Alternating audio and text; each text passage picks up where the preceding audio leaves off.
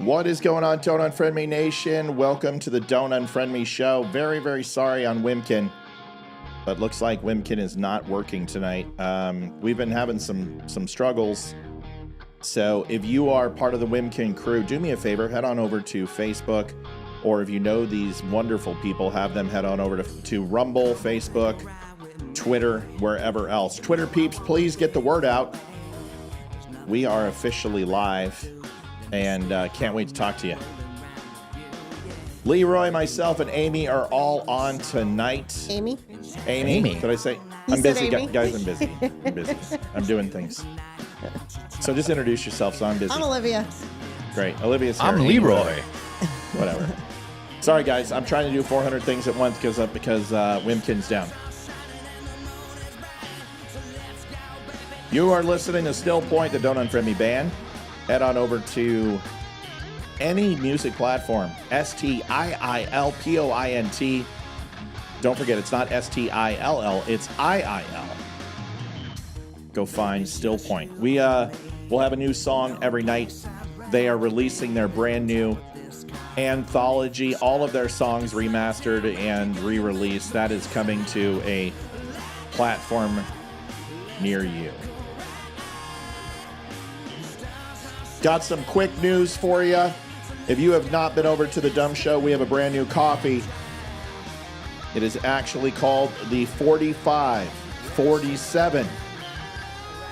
And it is a brand new coffee over at the DUM show. Go get it. It is amazingly awesome. Limited edition 4547. We will see you in 3 minutes.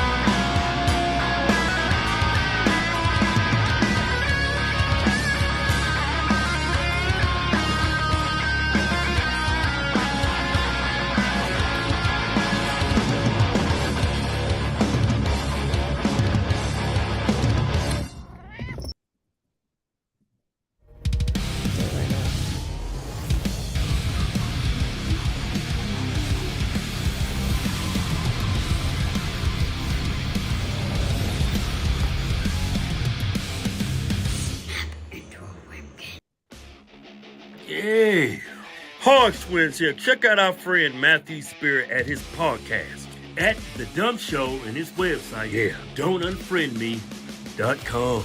Yeah. Adjusting transmitter output. This is the Don't Unfriend Me show with your hosts, Matt, Leeroy, Amy, and Olivia. Geopolitics, military analysis, and election coverage. Coming to you live on all major social media channels at The DUM Show. Honest, direct, unfiltered. We can agree, we can disagree. Just don't unfriend me. What is going on, Don't Unfriend Me Nation? Welcome to the Don't Unfriend Me show. Olivia, Leeroy, Matthew are here in the house tonight. We've got a lot to cover, and we're going to get right to it. Want to let you know about a couple of things first, just some housekeeping things. In case this is your first time, And if it is your first time at the Don't Unfriend Me Show, you have to fight. First rule about Dumb Club is you must talk about Dumb Club as often as you can. And second rule is that you must talk about it as well. Please share, like, and subscribe. Get the word out there. You are our advertisement. Without you, we don't go anywhere. Without you, we don't grow. So be our fertilizer if you would not mind. You can do that on every single page. Wimkin people, we're sorry. We're giving you an alternate link to Rumble. Come on over and see us on Rumble. Make sure you follow us when you're over there. Might be better if you post on your page because I only have like 100 friends over there, and they Is that go to Wimkin? you. Yeah, because they go to your page. Just to send me watch the Rumble show. link if you don't mind, and I'll do it super quick. I can do that. So Wimkin's just having some technical difficulties. So I just reminded you guys, we have 4547 coffee. The Don't Unfriend Me Show coffee is ridiculous. A lot of people say, what, Liv? Sorry, I was talking to myself. A lot of people have purchased our coffee, and they love it, and they think it's amazing. 4547's limited edition. Colombian beans. Yes, I know. Beans from Brazil, beans from Ecuador. We have all sorts, Sumatra, Malaysia, all over the place. So you should go and taste this. It is a medium dark blend. It's our first medium dark blend. We have a dark and we have a medium, but this is our first medium dark. So it's for those people who really like the Moab, but also kind of enjoy the medium blend coffees too. Go over and take a look. $16.99 plus if you subscribe and save. You save 10%. You can also save 10% by using code DUM10, DUM10. Please do so. Trust me when I say this. It is veteran owned. It is freshly ground and roasted right before your order. So when you open it up, it is magic in a bag. Something else real quick. And you know, listen, we got to get this out of the way. Constitution of the United States, something that Leeroy and I used last night. We're probably going to break it open again tonight. Leather bound. It's from the Smithsonian and the Library of Congress, and these are the ones you can get in D.C., except for this one you cannot. It's 144 pages, the entire Constitution of the United States with all the amendments. We use it on the show regularly, and if you watch the show, you can join with us when we open up the pages and start having a conversation. This thing's sold out. We are on our second run. It is a first edition. It's all leather bound, gold inlay. Go over to the Dumb Show, save 10% again, and go take a look. Last but not least, I know it's busy. TheDumbShow.com/donate. Facebook took away our revenue, 210,000. We're almost there. How far are we away from 210,000, Libby? 124. 124 people till we're 210,000. And they took away our funding. So you guys are the ones that do it. You don't have to. You can watch the show for free. It never is charged. We just appreciate it. Helps us do great things and continue the work that we're doing. Leeroy, Olivia, I hope you're doing well tonight. Are you ready? See. I am ready. Who is the biggest threat to the United States in the next 20 years? Olivia goes first. Biggest threat. Are we talking like outside or inside? I'm talking outside, world, on the global stage, a military threat or a nuclear threat in the next 20 years. Next 20. Give me a guess. China? Okay. Leeroy? I would say either China or North Korea, depending on how much help they get. Yeah, it's interesting. What if I said the United Kingdom? What? How? It's a good question. Let's listen to it and let's have a conversation because what happens this just came class. out and Vice President class. I have written I'll tell you what it is in just a second. Class.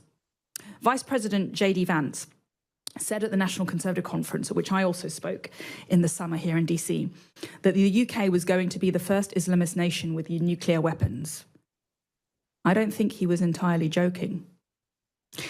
Is it an impossibility that 20 years from now, it will be the UK, not China or Russia, that will emerge as the greatest strategic threat to the USA?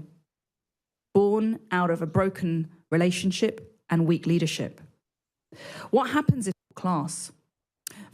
It's an interesting topic, and it's one that is probably going to be in the naval war colleges and other conversation,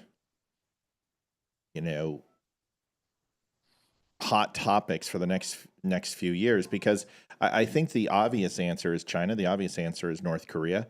I think an Islamic country that gets a nuclear weapon that we don't want is also an issue. But nobody would think of England. No. Not No. we already kicked their butt one time. So A little bit different, right? Yeah. So Yeah. let's look at countries that were once one thing and became another. okay. Well, Israel is a fantastic example. That the overall Jewish population was down to about 6% in before the 1940s and the Holocaust. We can look at Bosnia Herzegovina. We can look at like 12 different countries in Russia that recognize their independence. The United States was a British colony, folks, and we revolted. And this is something that has happened throughout history, and can it happen again in a modern day? Is it possible? Well, I want to share this with you, and it is a little bit in the tooth, so I apologize. I think we've got some good numbers on, so let's do it together. And I would just ask you guys, if you have a question, take a note, and just listen to the theory. Okay, is that fair? Okay. Yep. Right. Yeah. The Islamic Republic of England, a global threat emerges. So after I watched this video, I decided to go ahead and spend a little time working on this. Over the course of several decades, unchecked immigration. Oh, and Leeroy, will you let them know what this would be considered in the intel world? Somebody is going to do a predictive analysis. What would this be called in the intel world? Someone's going to go ahead and assess something future and write a brief. Excuse me. I mean, I would have literally called it a future assessment, but I mean, I don't know. Is there another just word asking. you're looking for? Nope, that's fair. That's fair enough. I'm Yeah. just trying to give people an idea.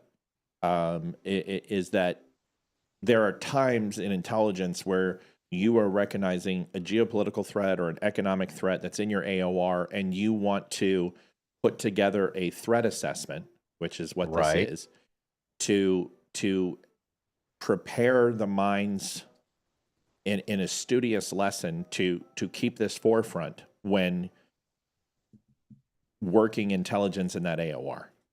It's very similar to a strike package, which is premeditative.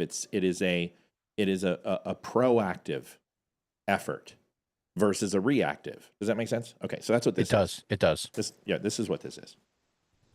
Just so the folks at home. Over the course of several decades, unchecked immigration policies, coupled with declining birth rates among non-Muslim Britons, led to a seismic demographic shift. The political landscape adapts to accommodate the growing Islamic voter base, with mainstream parties either pandering for votes or being replaced by Islamist-leaning factions. Radical elements, once dismissed as fringe, gained footholds in key institutions, including education, media, and law enforcement, similar to something that might be happening here. The government, eager to maintain peace and control, enacts law curtailing Islamophobia, making it illegal to criticize Islam in any form. Sharia-compliant policies become the norm, and parallel legal systems, initially justified as culture accommodations, gradually supersede British common law. Phase 2, legal reforms and cultural submission. Public expressions of Christianity and secularism are increasingly restricted. Churches are repurposed as mosques. The businesses that refuse to comply with Islamic code face legal and economic penalties. The monarchy, once a symbol of English tradition, is pressured to embrace Islamic principles or risk being abolished. Armed resistance groups begin to form along native Britons, but they are quickly classified as far-right extremists and dealt with through mass arrests. Meanwhile, Islamic militias operating under the guise of community protection groups begin enforcing religious edicts with increasing brutality. Phase 3, the fall of the United Kingdom, the rise of the Islamic Republic of England. With the Labour Party having fully succumbed to radical elements, an Islamist coalition takes full control of Parliament. The UK is dissolved, with Scotland and Wales breaking away, while England officially declares itself an Islamic republic under Sharia law. The monarchy is dismantled and a supreme Islamic council is established at the governing authority. Non-Muslims are either forcibly converted, expelled, subjected to dhimmi status, second-class citizenship with heavy taxation, and social restrictions. Free speech, women's rights, and LGBTQ protections are abolished. The mass executions of political dissidents begin under the new regime. The nation aligns itself with hostile Islamic powers, including Iran and Turkey, and formally exits NATO and the United Nations. England, once the pillar of Western civilization, has transformed into a radical Islamic stronghold. Phase 4. A global threat emerges.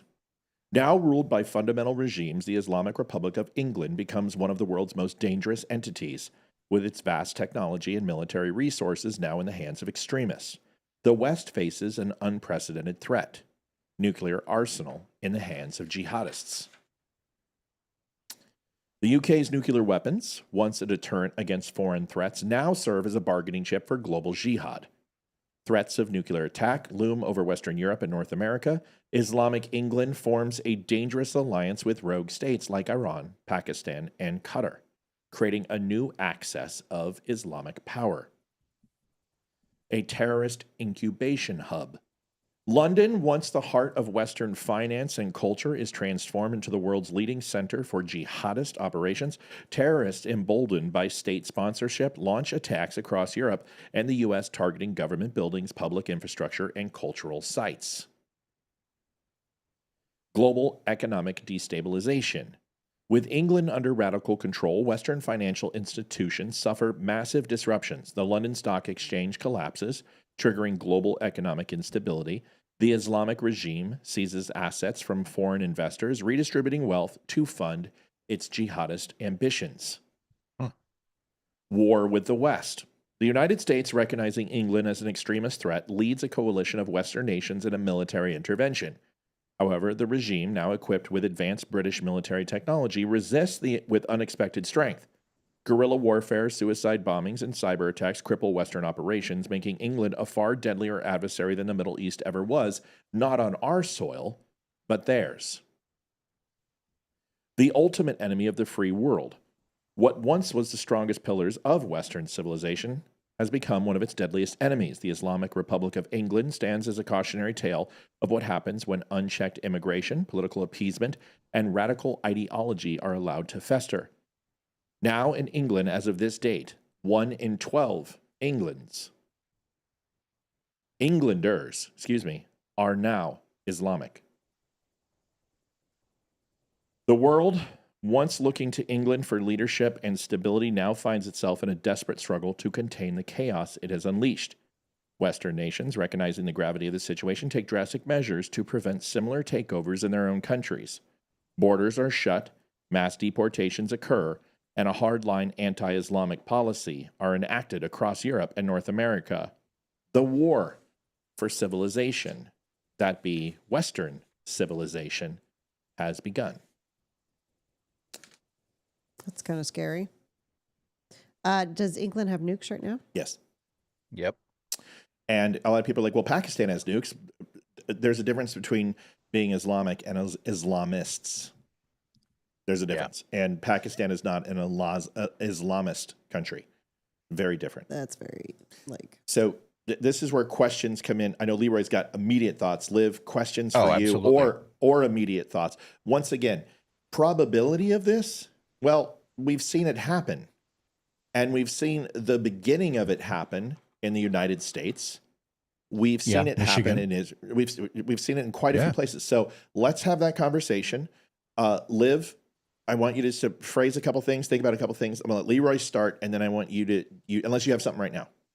No, I mean, the only thing I can think of is it does sound plausible considering that they've just opened borders, and that's where the whole thing where women were getting beaten up on the street because they weren't complying with Sharia law, with the immigrants. And I mean, and to be completely honest, the monarchy and the English are kind of pussies.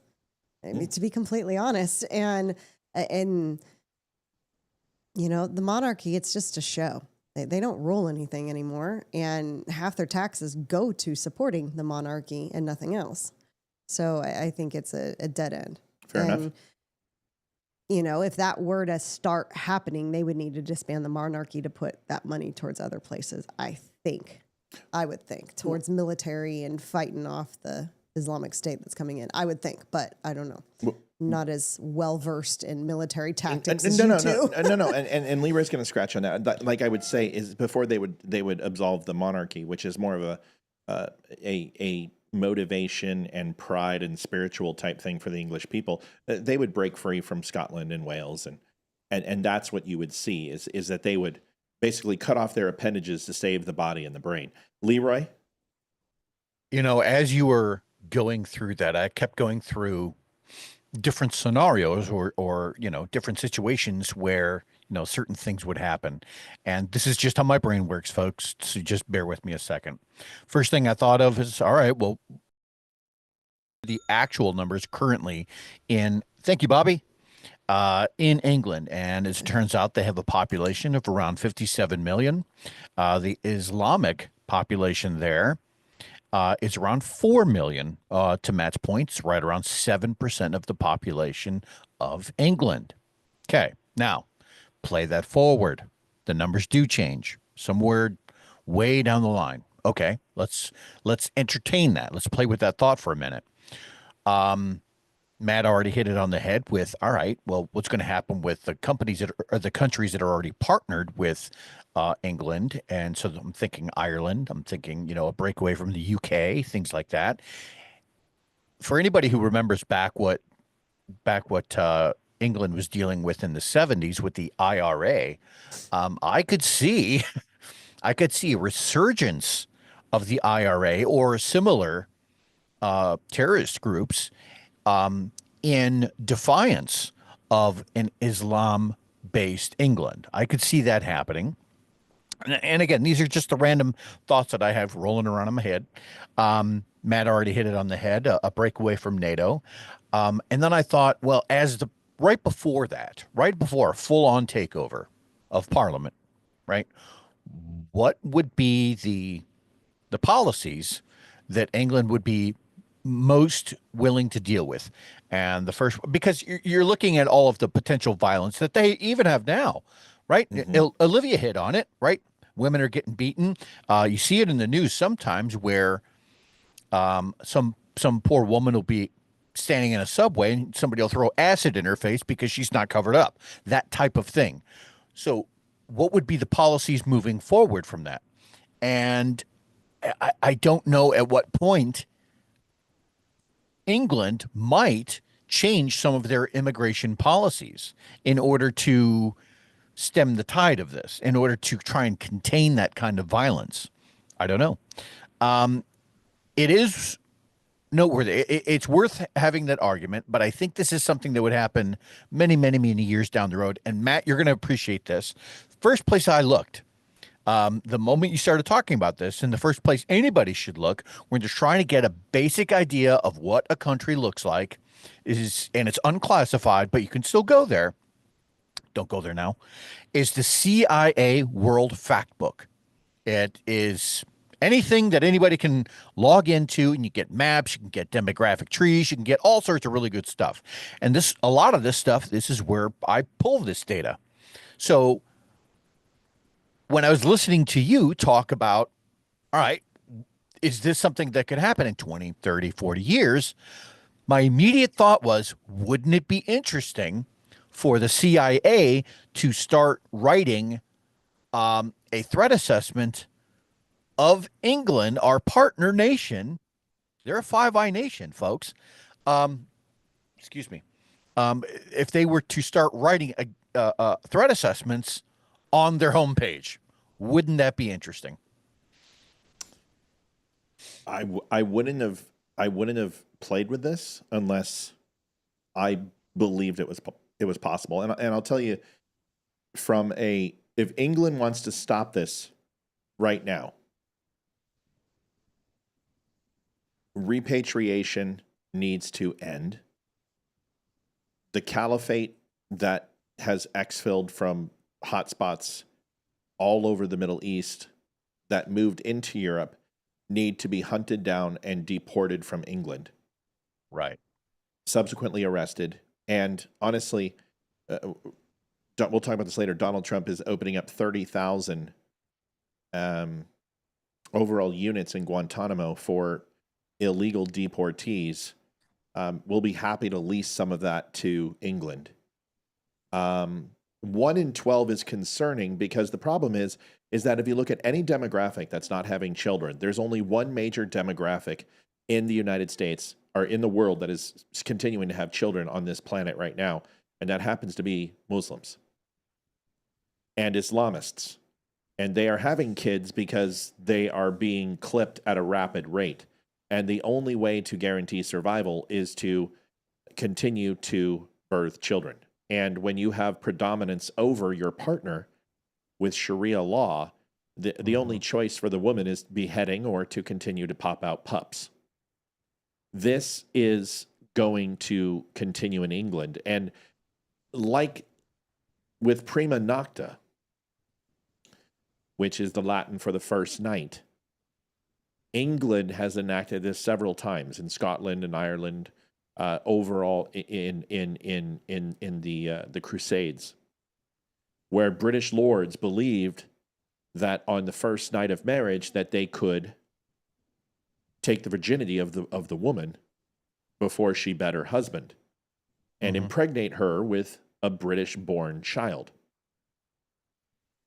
And the old adage is, if you can't starve them, if you can't destroy them, and you can't demoralize, then breeding them out of existence is also a possibility.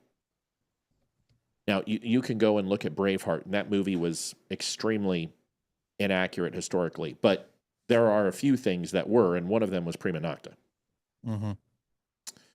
And this is what the Islamists in England are doing. They are having large amounts of children, which are now English citizens.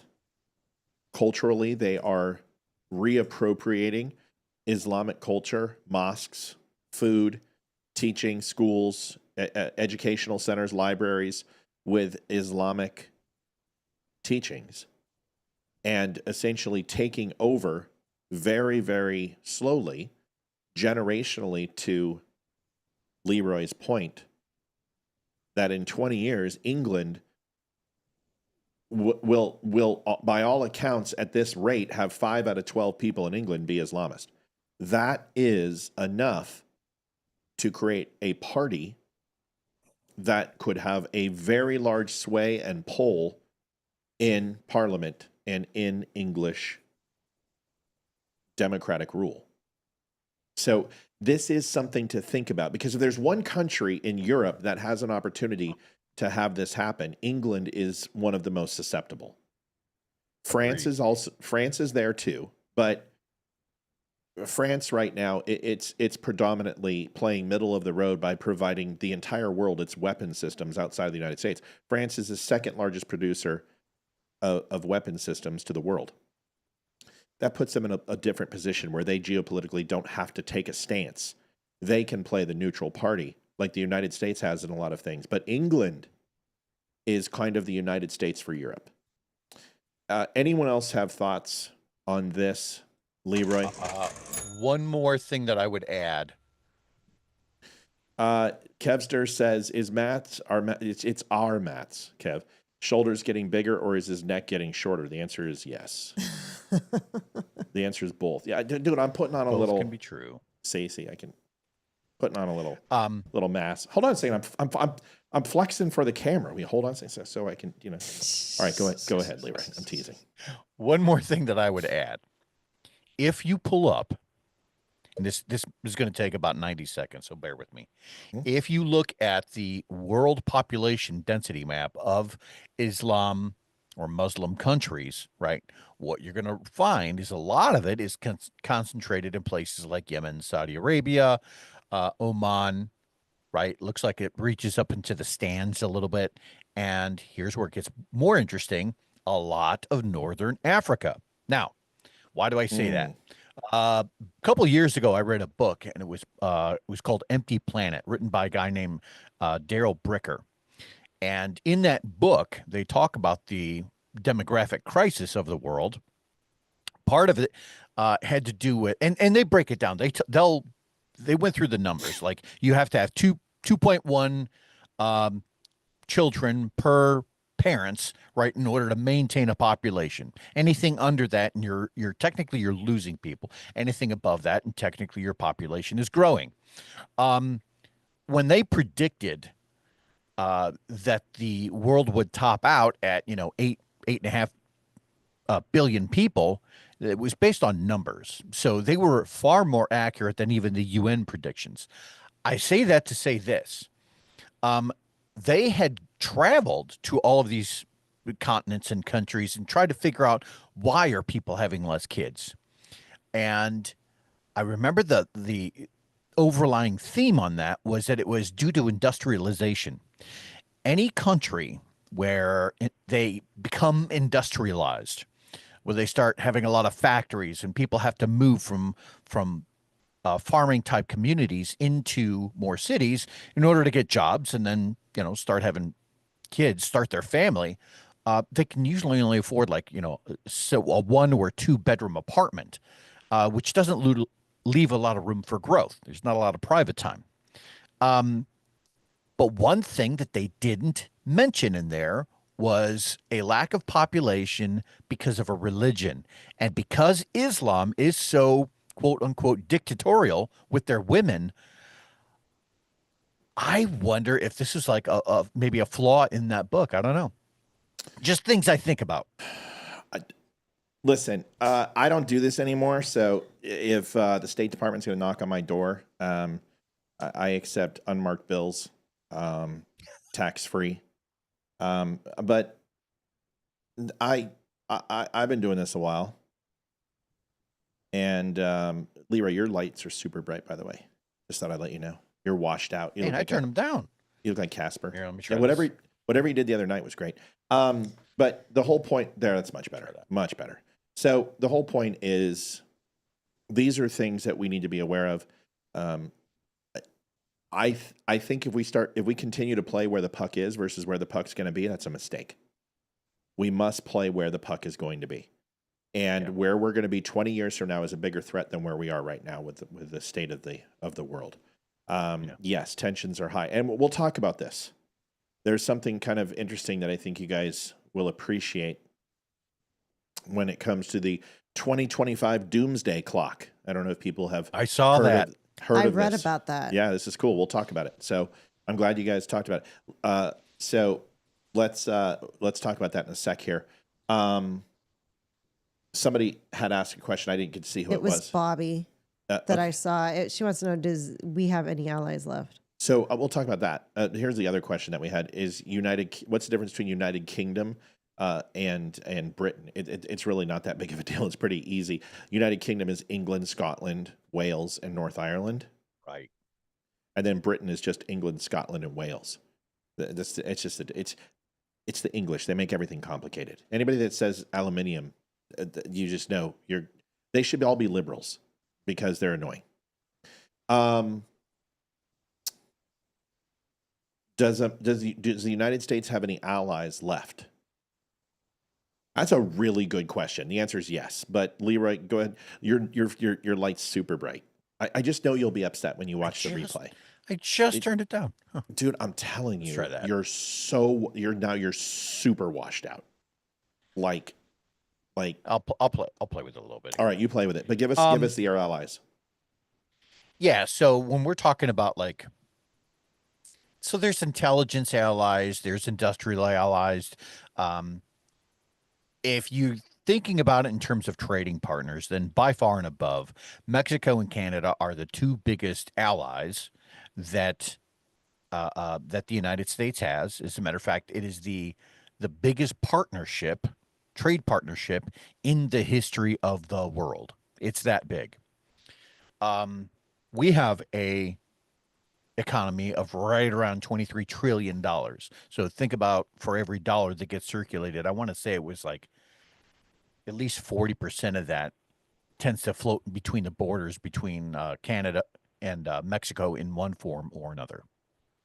In terms of intelligence sharing, there is something called the Five Eyes Treaty or the Five Eyes Act, or whatever you want to call it. And that is a conglomerate, right, of 5 different nations. It's us, New Zealand, UK, Australia. Who the hell am I missing? It doesn't matter. So there's 5 partners on that front. So when we start talking about allies, it just depends in what sense you're thinking about it. Honestly, everywhere where there's a dictator who is threatening a nation, it's usually the neighboring countries that want to buddy up to the United States. We would consider them to be in some way, shape, or form allies, whether or not they're doing nothing more than supplying information or an allegiance. Think about NATO, what NATO was. NATO was just this promissory note that says that, hey, if Russia ever did come to power, then the countries that were in Europe were going to be they were going to stand between us and Russia. That's what NATO was. So it just depends on how you think about it. That make sense?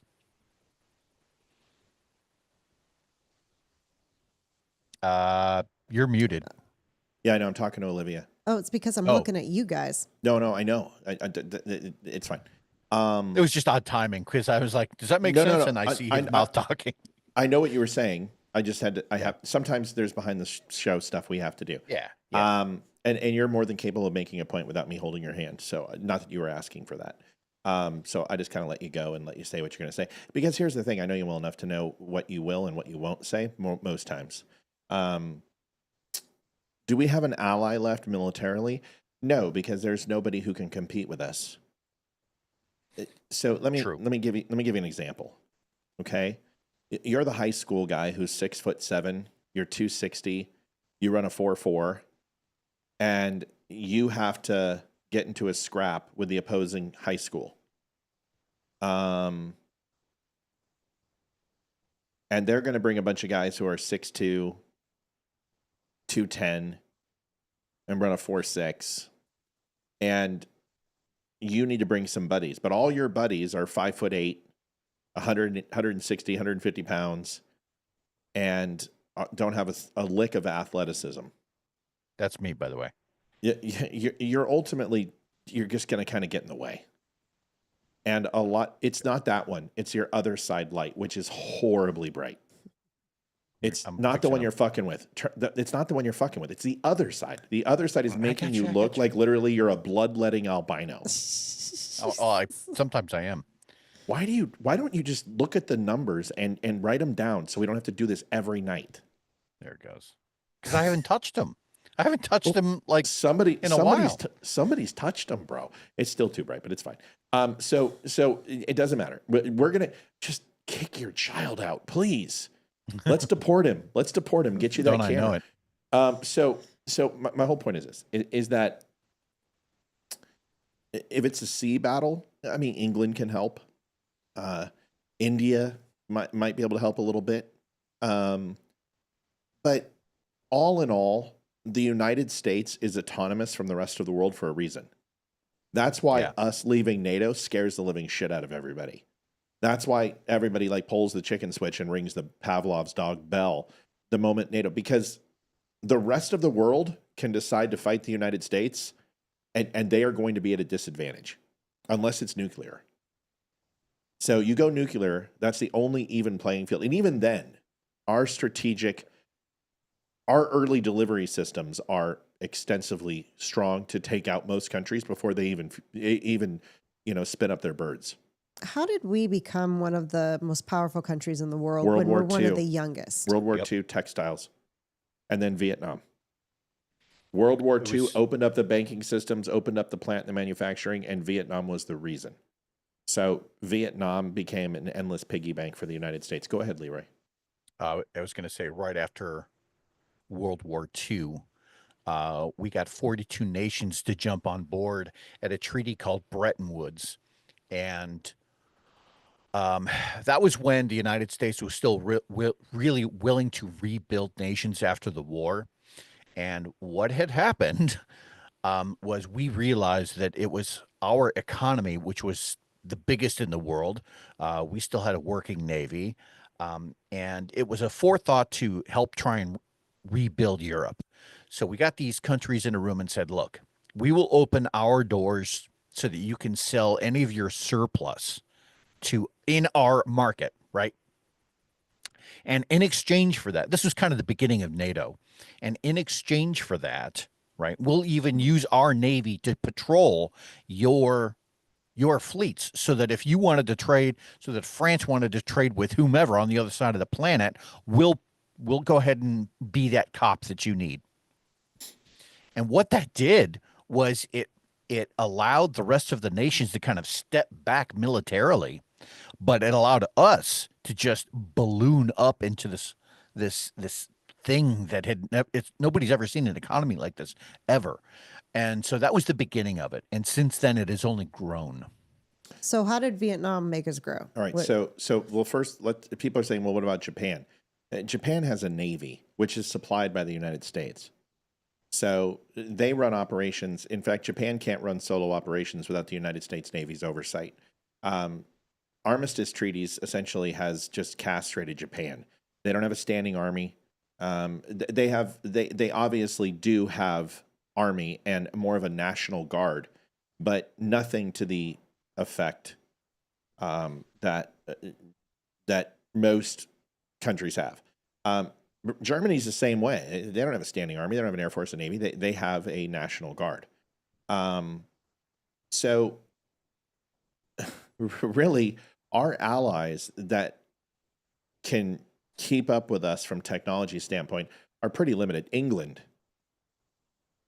Japan has a fairly strong navy, and they are a great ally. Mm-hmm. But as far as like military might, the United States doesn't need allies. No. Because if they all want to go ahead and get froggy, we won't fight a multi-ocean war. We'll just fight from here.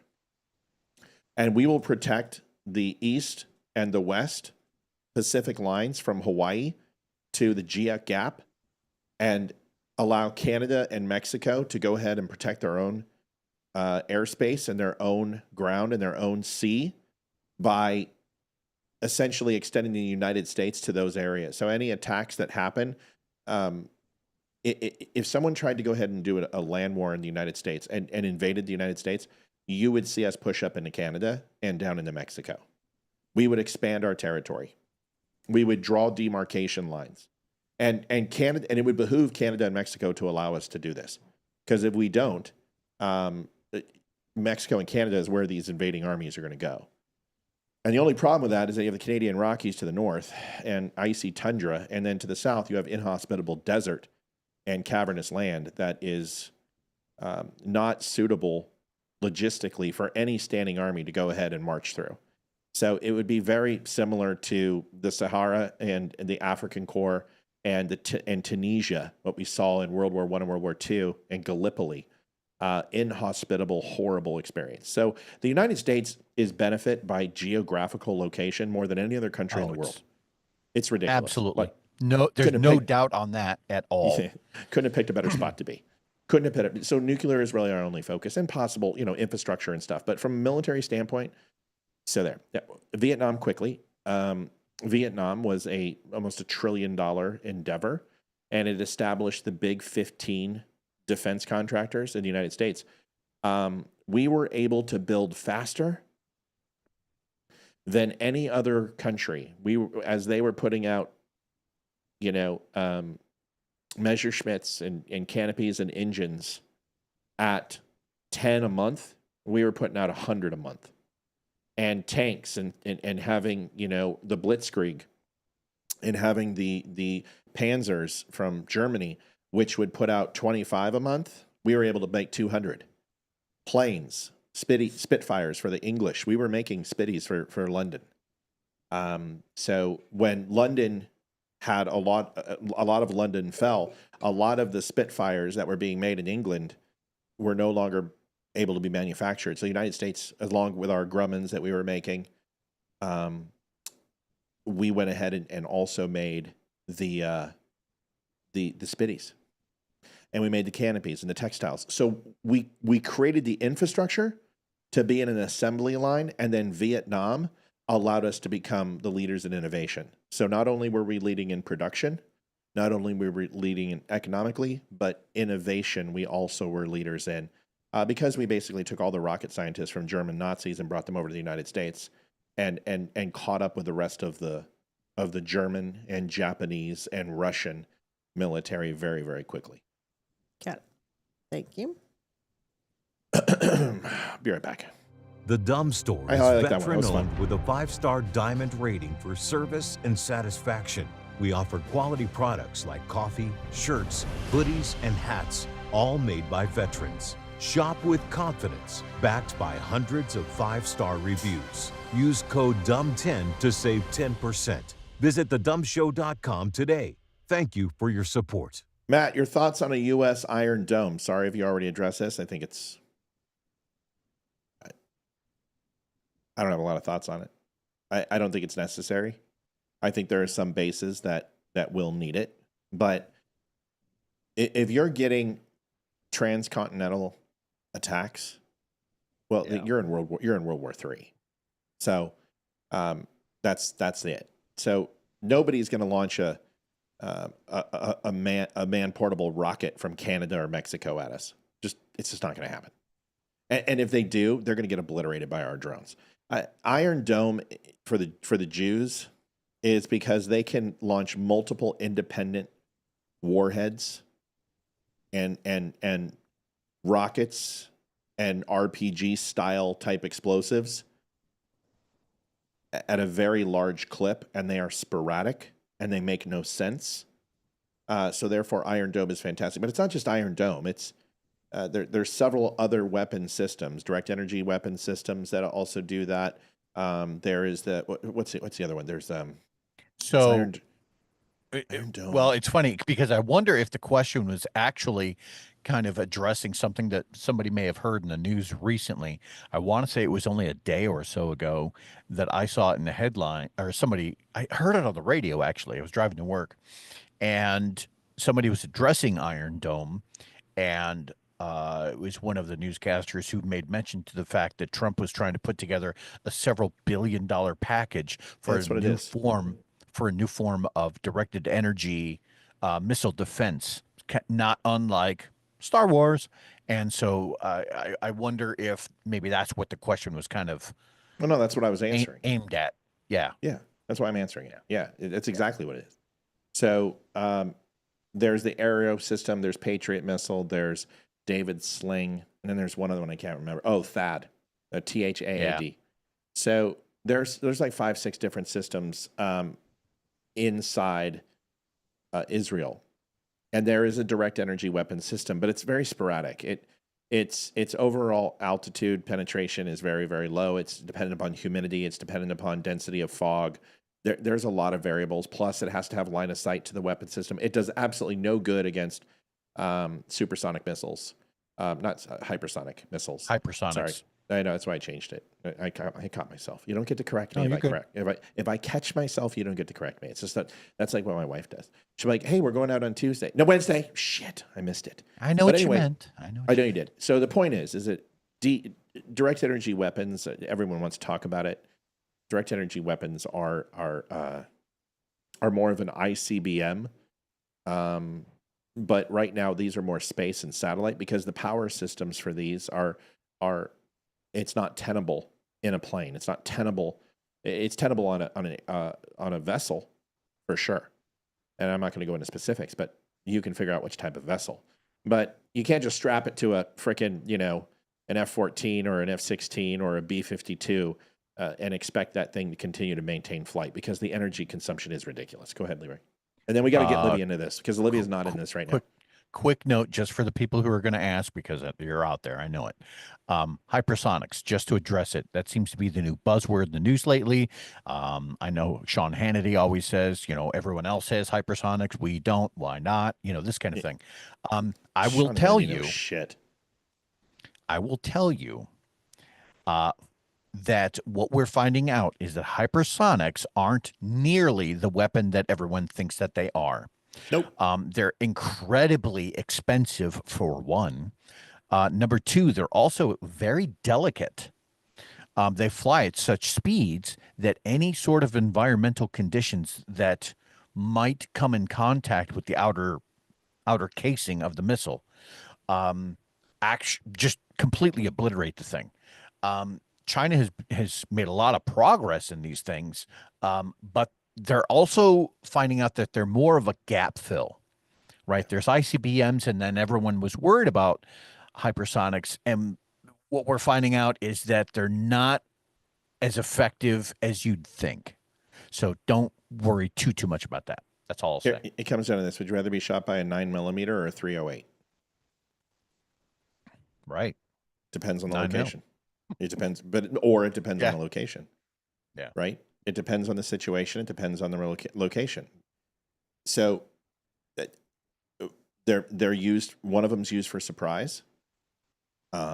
And the hypersonic missile is used for surprise and to overwhelm a target. The only problem is that if you're going to take out an aircraft carrier, the United States is willing to lose an aircraft carrier if you're going to spend $500 million to try, or $500 billion to try to go ahead and take her down.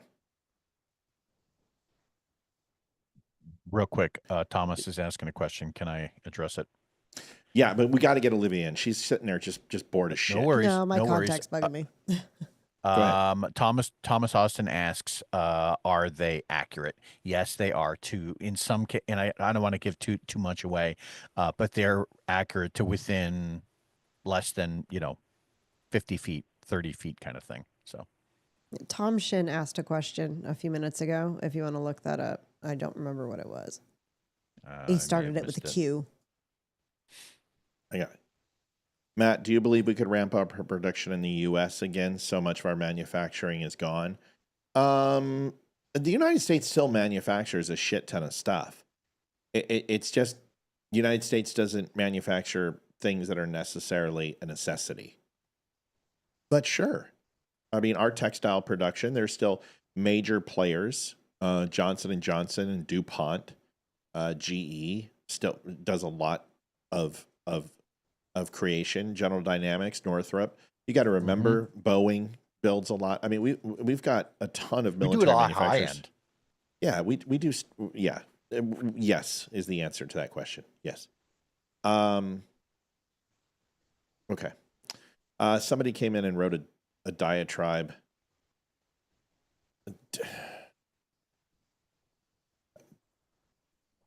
William wants to know if we understand if we're in the middle of an astrological clock event, and this is why the North Star has risen about 15 degrees higher. Not 15 degrees, William. Really? 15? I thought it was 14. I didn't know it was 15 degrees. Holy fuck. What are we going to do? I mean, couldn't you have come sooner? I mean, I appreciate your all caps message, but dude, it's a little late, don't you think? We're already at 15 degrees. What are we going to do now? I might have been able to do something at 14 degrees, but this is just all hope is lost. Look at this. Leeroy, look at this. Look at this message. I mean, look at this. You could have told me. This should have been 1 Alpha level 7th clearance, This should have been been like L7. Sector 7 kind of shit, yeah. This is high end. This is Omega. This is Omega level type information. 15 degrees. I'm not sure I'm ready in for this.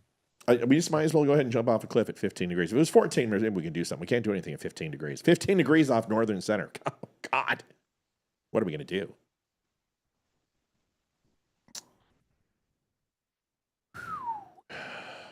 Today, I made a post.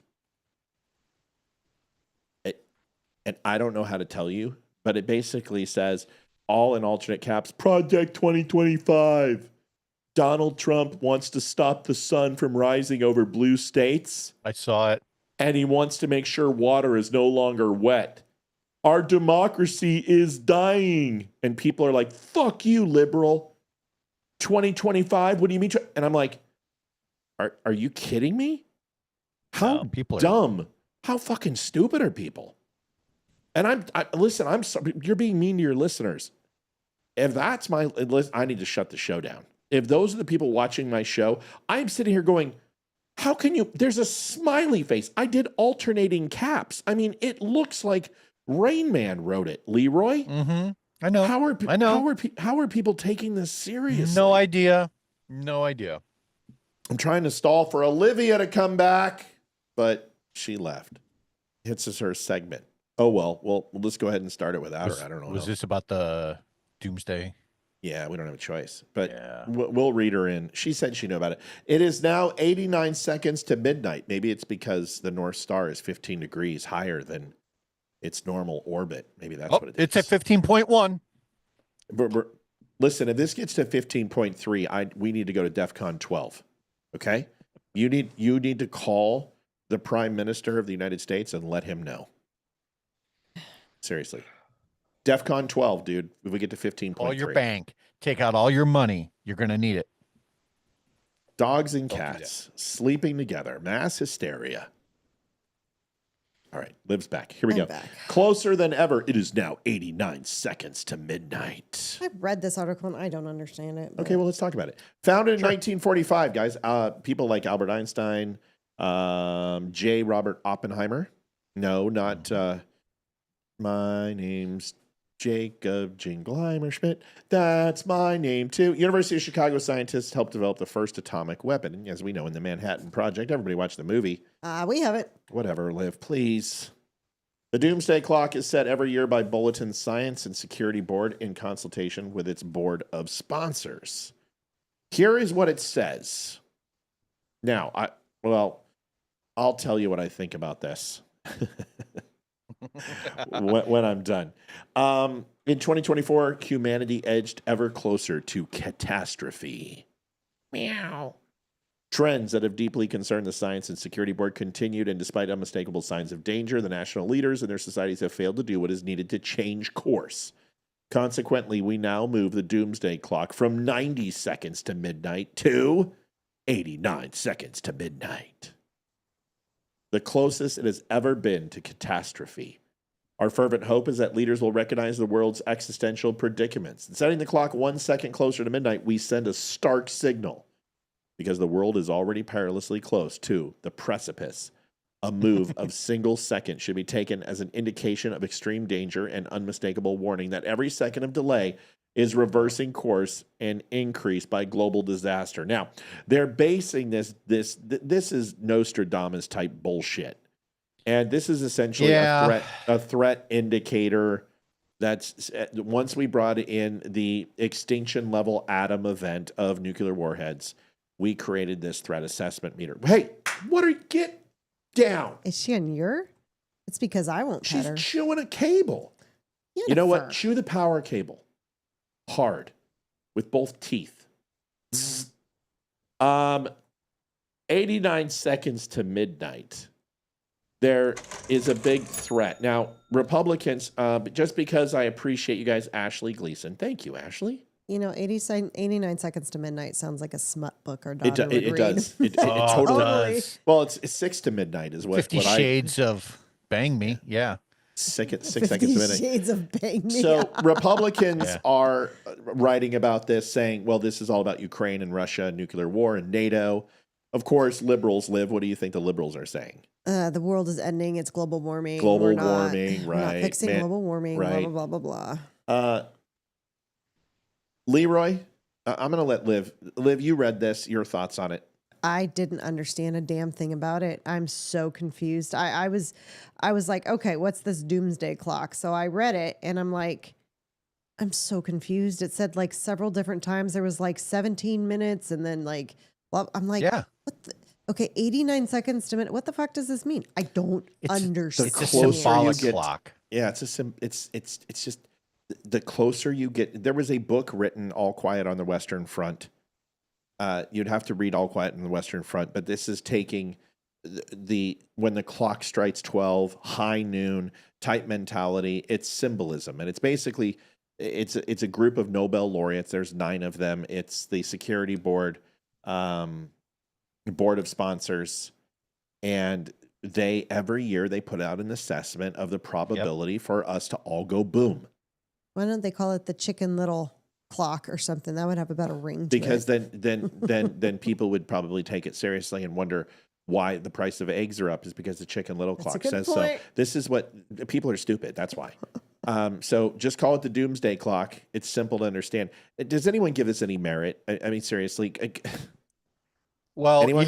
you would No. have to understand what it is to begin with, right? And to Olivia's point, as she was reading through some of this, sometimes this stuff it gets kind of convoluted, right? They love to muddy up the waters, but basically it's just a symbolic Every clock year, that is written from the scientific community, right? A board of scientists who say, hey, we're concerned about this and this and this. Now, 40 years ago, what they were concerned with was just the threat of nuclear war. Fast forward to today, that has now grown to encompass more than nuclear war. Now it encompasses climate control, pollution, pandemic, the threat of food shortage. Now they're taking all of these other things into account, which isn't really fair because now you're deviating from the original idea of the clock. They were worried about AIDS and stuff 40 years ago too. Yeah. Just FYI. Yeah, I mean, come on. Yeah. But what I'm saying is that like it's a symbol, and it's not anything. This is it's written by a group of scientists who are worried about something, and they want you to be worried about something. All right. Got So, it. hold on. Just get it from the horse's mouth, okay? Here's Uri Geller here, and he's going to go ahead and educate us, okay? Here he is. Love a scientists sweater. sets the doomsday clock. The so-called doomsday clock. Doomsday clock. The doomsday clock. The doomsday clock. The clock is a metaphor for estimating humanity's proximity to catastrophe. In 2023, the bulletin set the clock at 90 seconds to midnight, the closest to disaster it has ever been, citing the war in Ukraine, the COVID-19 pandemic, and cyber-enabled disinformation. In 2024, the time was held at 90 seconds to midnight. The bulletin traces its origins back to the Manhattan Project and the scientists who hoped to warn the world about the dangers of their creation. The clock was introduced in 1947 and originally set at 7 minutes to midnight. The bulletin has been setting the clock for more than 75 years. Originally, the bulletin focused primarily on nuclear risk, but as technology advanced and human impacts on the planet became more pronounced, the scope of coverage expanded. Today, the bulletin is focused on reducing the threats posed by nuclear weapons, climate. All right, so I'm just going to get my statement, Okay, and that then makes sense. everyone gets their Olivia gets your statement, and everything else. Here's what it comes down to: we are exactly 14 trillion to midnight. Okay, Exactly. that's where we're at as Americans. We're 14 trillion, 14 trillion more dollars to the national debt, and we strike midnight. That's the only thing you need to worry about because that's the end of America as we know it. Okay, so forget the pandemic, forget about a killing asteroid, forget about the bubonic plague making a comeback. Forget about them re-releasing Ishtar on a national stage. Whatever it is, be more worried about the $14 trillion in national debt. Go ahead, Liv. I was going to say the only reason I opened this article when I saw it is I thought it was going to be another one of those somebody's saying the end of the world. I've seen so many of them. The end of the world was supposed to be in 2013, and then I think 2017, and something to do with the Mayans and blah, blah. That's the only reason I opened it. I was ready to make fun of it, and then I'm like, I don't understand this when I did because it's something completely different. Yeah, well, somebody just said that Yellowstone had a 3.9 earthquake. Well, if that goes, it's most assuredly 1 second to midnight because we're all going to be dead. So Where? if Yellowstone, Oh, yeah. super volcano. So if that goes off, we're all toast. Yep. And the United States and the rest of the world is going to be in for a very dark, long winter. So how about this, folks? You can't control it anyway. Nobody's getting out of this alive. That's pretty much it. So believe in God, don't believe in God, whatever. The end will most assuredly come for us all. So I'm more worried about 6 to midnight, to be honest with you. And every time I see Liv, that happens. Go ahead, Leeroy. I would also say count the number of times that they've moved that clock backwards. Right. Because you can't just keep saying literally, we addressed it at the very beginning of the segment. Why don't they call it the sky is falling clock? Because that would actually be a way more appropriate title given the fact that they never really pull time away. Right. If things are always progressively getting worse in the eyes of the scientific community, then at what point does it stop being credible? Right? You can't keep saying the sky's falling, the sky's falling, the sky's falling. At some point, you have to realize you're full of shit. I'm just curious where it was at the beginning of 99 when Y2K was on the precipice. What they were Right. thinking then. Well, no, but that's remember that. but you got to remember you had AIDS. I mean, during the Cuban Missile Crisis, this thing was firing out. This isn't the highest it's ever been. I'm sorry.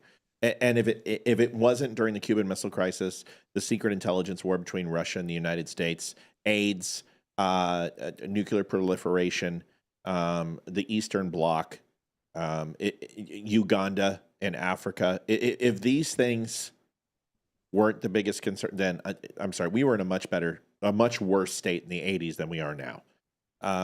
We are most assuredly in a global Listen, the economy is probably my biggest concern because it's on a bubble. If anyone thinks that this stock market is valuated properly, we're in for a huge correction, multiple corrections, and some of them might just turn into a Black Friday. So, not a Black Friday, Black Sunday? Was it Black Monday? Black Monday. That's right. That was Monday, yeah. It's Monday, Black Monday. I was Black Friday. I went to my retail years. Yeah. Here is a video. Disgraced well, first we'll do a quick break. Join WimKen.com, the social media platform built for free speech and true connection. No censorship, no algorithms controlling your feed, just genuine conversations and a commitment to protecting your rights. Sign up today at WimKen.com and take back your voice. Tell them Matt and the Dumb Show sent you. William Martin. There's always one. Well, I must have said something right because I am not able to tell you anymore and was cut off by an AI or a monitor. Never mind. You all sound fully vaccinated anyway. Good luck with your Squid Game agenda 21 IQ test. What happened to your picture, Leeroy? He's I don't know. It's China. What the? Maybe this guy is real. Oh my God. You just I don't know. Hold on a second. Let me fix this. What in the name of God? I don't know. It might be something with the camera. Let me jump out and jump back right back in. Yeah. So William. Okay, William. Oh wait, you'd have to send me an invite. That's okay. It's the same one. Same one. Just jump out. Come back. Okay. All right. Reboot. Come back. William, lighten up, dude. Seriously, we're just busting your balls. And there is no artificial intelligence. We got your post, dude. We're just like, whatever. And if you want to compare IQs, why don't you call in right now? 804-212-2208. We're going to see how you want a shot at the title? Step up. Let's see how you do. Why don't you come in here and show me how smart you are? You can whip it out and show me, since you're so eager to prove your IQ. First of all, IQ doesn't mean you can rub two sticks together and make a fire, bro. It means your problem solving is fairly advanced. Great. It doesn't mean you can articulate two sentences or two coherent thoughts together. And this bullshit that you're spewing about fucking North Star 15, dude, you're a weirdo with a beardo. So I call just in. don't understand the all caps. It's because it's just the way these people are. I try not to just, come on, man. Seriously? Come on. Come on, man. Come on, man. Anyway, you can call in if you want to. Good luck. Let me know how it works out. I love these people. You low IQ individual. Give me a break, dude. You're not Albert Einstein. The amount of numbers between the general populace is about 12 points, and I'll put my IQ against yours anytime you want. Just let me know. Just give me a call. Come show me how smart you are. Leeroy's back. Let's see. Dude, did you reset your computer? Did you turn your camera You have to off reset your computer, dude. and your camera? Reset everything. Turn it all off and come back on. I'll do that. Seriously, I'll be get right the back. hell off my show. Get it right. Seriously, God. We can go to the next topic. Bob Menendez. Do you know who that is? No, it's not Lyle and Kyle's father. Then no. So Bob Menendez, he is the disgraced senator who essentially stole and lined his coat pockets with gold and dollars and was taking money. Why don't we just watch this? So this will be easier.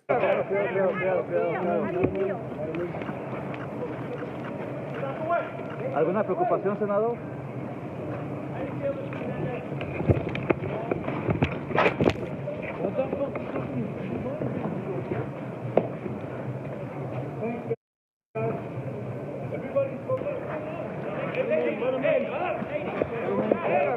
This Bob Menendez said, I'm not going to retire. I'm not going to step down. He was a U.S. senator. He was the Lib Labs hatchet man. When was he a senator? Just most recently last year. Oh. But let me tell you what happened. And Okay. so he begged a Manhattan judge for leniency on Wednesday and was sentenced to 11 years in prison for selling out his lofty post for gold bars, cash, a Mercedes-Benz convertible, and other bribes. Your Honor, you have before you a chastened man, said before choking up. I have dedicated my entire life to service of others, he said, dabbing his eyes with a tissue. I am far from a perfect man, but I believe in my half-century of public service, I have done more good than bad. What a douche. So what was he bribing? Well, I'm going to tell you. Okay. I'm reading it, sweetie. Sorry. The waterworks came before Manhattan federal judge Sidney Stein handed the sentence of the three-term Democrat who resigned in disgrace. Jury found guilty, taking hundreds of thousands of dollars in payola in exchange for protecting and enriching businessmen in foreign governments. Somewhere along the way, you became, I'm sorry to say, a corrupt politician. The former head of the Senate Foreign Relations Committee, tasked with approving massive sums of lethal aid, did favors for Egypt and Qatar while go-between showered him and his wife, Nadine, with cash and gold bars, the luxury car, checks for a no-show job, and payouts to a sham consulting firm, trial evidence revealed. Agents who raided the Menendez cluttered Inglewood Cliffs house in June 22 found 13 gold bars worth $150,000 tucked inside a bedroom safe. Nearly $500,000 in cash was spread out all over the house, including wads of bills totaling $14,500 into a pair of Timberland work boots. Jeez. Envelopes stuffed. Menendez did not testify during the 9-week trial. He continues his innocence, said it's a Cuban thing. Prosecutors had asked the judge to sentence Menendez to at least 15 years in prison. They pointed out that the case was the first time that any U.S. senator or any public official for that matter was found guilty of serving as an illegal foreign agent. Defense attorneys had urged the judge to have mercy on Menendez and impose a sentence of less than 2 years. Nope, they didn't. Judge nailed him to the wall. Good. I hope he dies in prison. Good. Needs to be a piece first of many. What a piece of trash. Leeroy, I don't know what's going on with your camera. It very well may be. It could be me. I don't think it is though. That is weird. Hey, why don't you call in the bizarre? Hey, why don't you call in the regular line? Call in on the interview line that we use. You know which one that is. Remember that link? Yeah, I have that somewhere. Do you need me to send? Well, why don't I just send it to you? Wouldn't that be easier instead of you scrounging for it? No, I think I have it. When you go pee at 3 a.m. trying to find it. I go pee at least 4 times a night, just so that you know. Who doesn't? It's in Dumb Chat, buddy. It's waiting for you in your. All right, thank you. Your phone. Riley wants let me to try know that. how life is in Pleasantville right now. It's a movie. Don't worry, Leeroy. Jump off. Come back. So here's like your thoughts on this. So the guy had gold bars. He's doing work for foreign governments. I mean, is this any surprise? We all know this. No, it's like I said, I hope it's the first of many. But the fact that he is holding on to his innocence and maintaining it, you had wads of cash stuffed into boots. That doesn't show innocence. That shows you knew you were guilty. That's why they're hidden everywhere. Yeah. Just ridiculous. The fact that he can even try and claim he's innocent in this whole thing. Yeah, they need to start looking at them all. I don't care. Left, right, Republican, Democrat, anyone who has come in with a modest salary. And I know a lot of them have been in law, so they had, hefty salaries. But I mean, your U.S. senator makes what, $225,000 a year? 200, maybe 175. They don't make much. Yeah. Okay. Well, I think that's not very fair to say they don't make much. But $225,000 is a lot of money. Yeah, but I mean, it's like compared to the 10, 15 million they're worth now. I think they all need to look at those. Need to be looked at, and any senator or congressperson that comes out of their job or in their job is now worth millions when they came into it worth 500,000. Yeah. This is a tax haven for these guys. All they do is they come in and they make their millions. And I mean, God, look at the Clintons. Oh, we're broke. We're bankrupt when we left office. Now they're worth 300 million. Who's on the phone? Is this Mel? Yes. What do you want? Gay North Dakota. What does my gay North Dakotian want? I just want to go on that topic with Mr. Menendez. Anyways, he was now on the news going, he sympathizes with Donald Trump and saying it was a witch hunt and whatever, and he hopes it will get cleaned up and he can sympathize, and he's being treated like Donald was, and it was unfair. It was so effing hilarious to watch this groveling piece of crap trying to make whatever.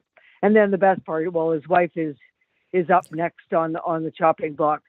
So both of them are going to be sitting in the Huskow. And he's, well, I have to stay out because I have to look after my autistic son. I'm like, really? How old are you? You're 71. Like, I don't think. Yeah. So anyways, that was just my point. He's now trying to get into the Donald J. Trump's court going, he was persecuted like and they brought it up. He said that's what he said. Right, it was priceless. It was excellent. But anyways, that's all I wanted to say. Yeah, so is he just admitting that they just persecuted Donald Trump for no reason? That's right. See, it sounds like liberals are finally coming around. Hey, Liv, go ahead and announce that so I can say it real quick. I don't have it. I can't see it.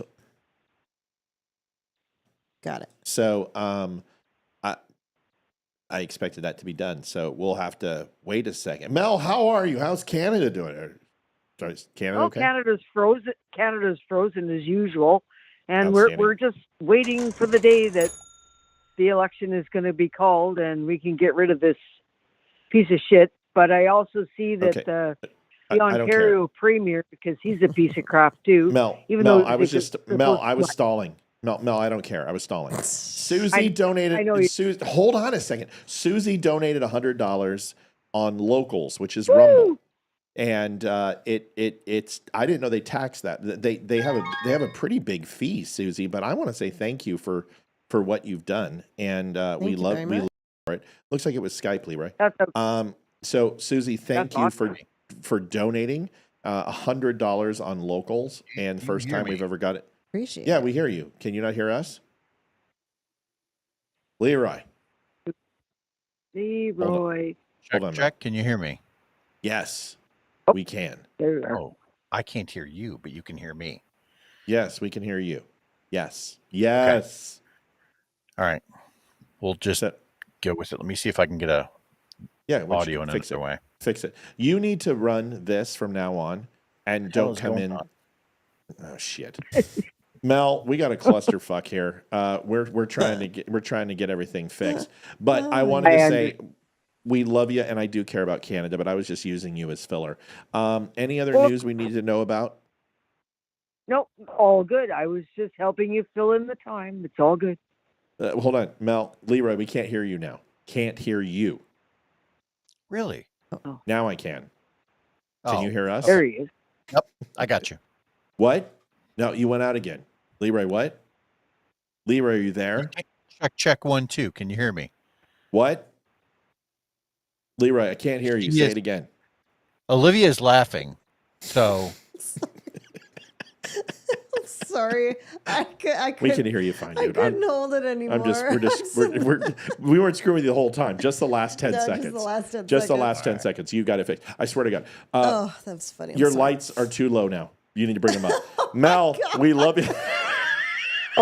He's going to give you a big middle finger here shortly. The best dysfunctional family ever. I love you guys. Isn't it awesome? I need to get him out here. We love you, Mel. Bye. Love you. Bye. Hold on. Willie came back and wrote. All right, here it is.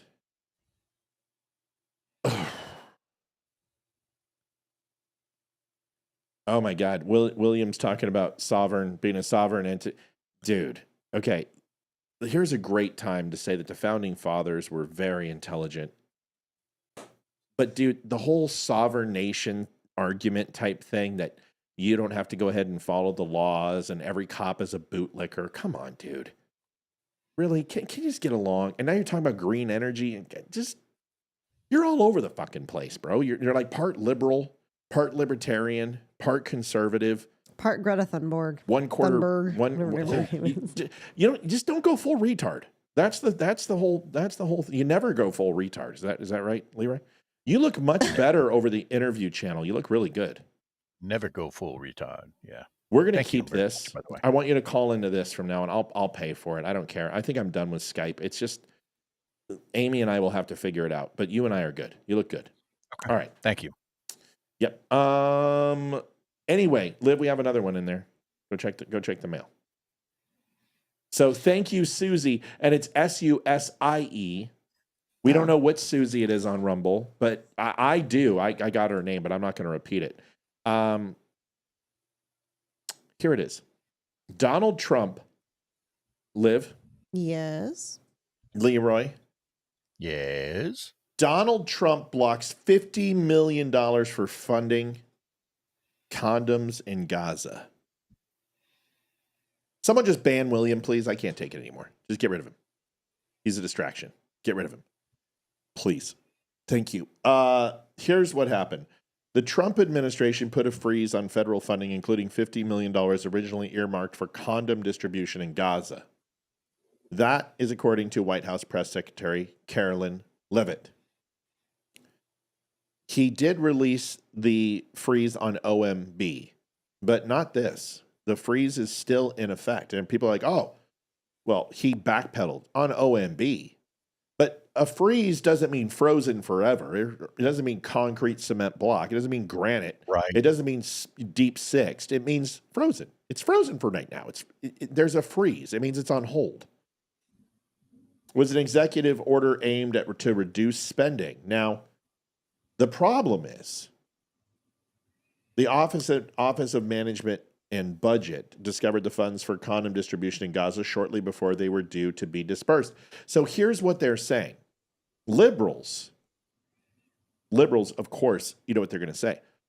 Well, we've checked the receipts and not one penny was paid for condoms and prophylactics for Gazans in the past. What's wrong with that statement, Leeroy? How do they know? Well, because they have statements. Why does it matter? No. Okay. Just answer the question. There are statements, previous invoices that show the distribution of this money, and there were none used for condom distribution into Gaza for past invoices. But this is a freeze, which doesn't make it reactive; it makes it proactive. Right. So at some point they change their policy, and all of a sudden they're going to shift gears to moving that from humanitarian aid to condoms. So $50 million in prophylactics and other things. The point is that money hasn't been spent yet. That's why there's a freeze. So although it wasn't policy to do that in previous funds, it is and was going to be for future. And we put a freeze on it. So liberals are doing what they always do. We have never spent $1 in Gaza on condoms. Yes, but you have a directive that you were going to. Right. And here's the problem. Shouldn't they be wanting to have as many kids as possible right now, since I thought the Jews were killing every one of their children? Wasn't that the story? Yeah. So why are we endorsing condoms? Shouldn't we be giving them some sort of enhancement drugs for ovulation and testosterone or something Here's the question. Are they even in their religion? Can they even be used? Because I know some religions here, it's no, they're contraceptives. No, are a big no. So I'm just wondering in the Muslim religion, is that something that can even be used? I don't know. Do they even sleep with their wives? I thought they just beat them. I don't know. Maybe it's for the goats.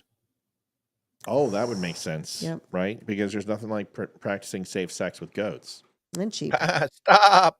Yeah. So, of course, safety is important. That's why you use Velcro gloves so they can't run away. Do Muslims use condoms? That's a good question. Yeah, they do. Islam's stance on contraception varies based on interpretation, cultural practices. Some interpretations emphasize that contraception is acceptable if it does not lead to permanent sterilization. So, yeah, they can do it. But here's the point. Why? Why are we paying for it? Why are we putting... everything we give them turns into weapons. I would be shocked if they're not going to make some sort of Escape from New York type condom weapon out of this with gasoline and orange juice or some shit. I mean, we give them water pipes for clean water and they turn it into frickin' missiles. So why are we giving them anything? Why is the United States giving? Listen, I understand Israel. You don't have to agree. You may be against Zionism and all that stuff. I don't care. But why are we giving money to Gaza? Why is it our responsibility to rebuild Gaza? Why doesn't Israel do that? Right. Not my monkey.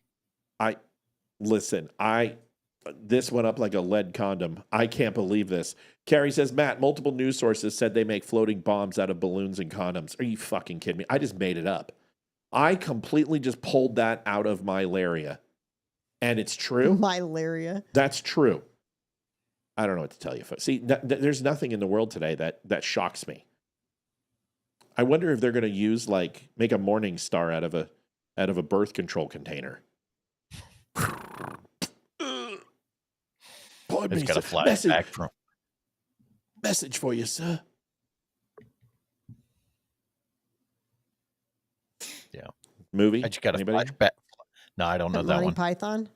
Message for you, sir. Dude, he's like, I'm going to go to the castle and establish my your idiom, my idiom. Monty Python. Yeah.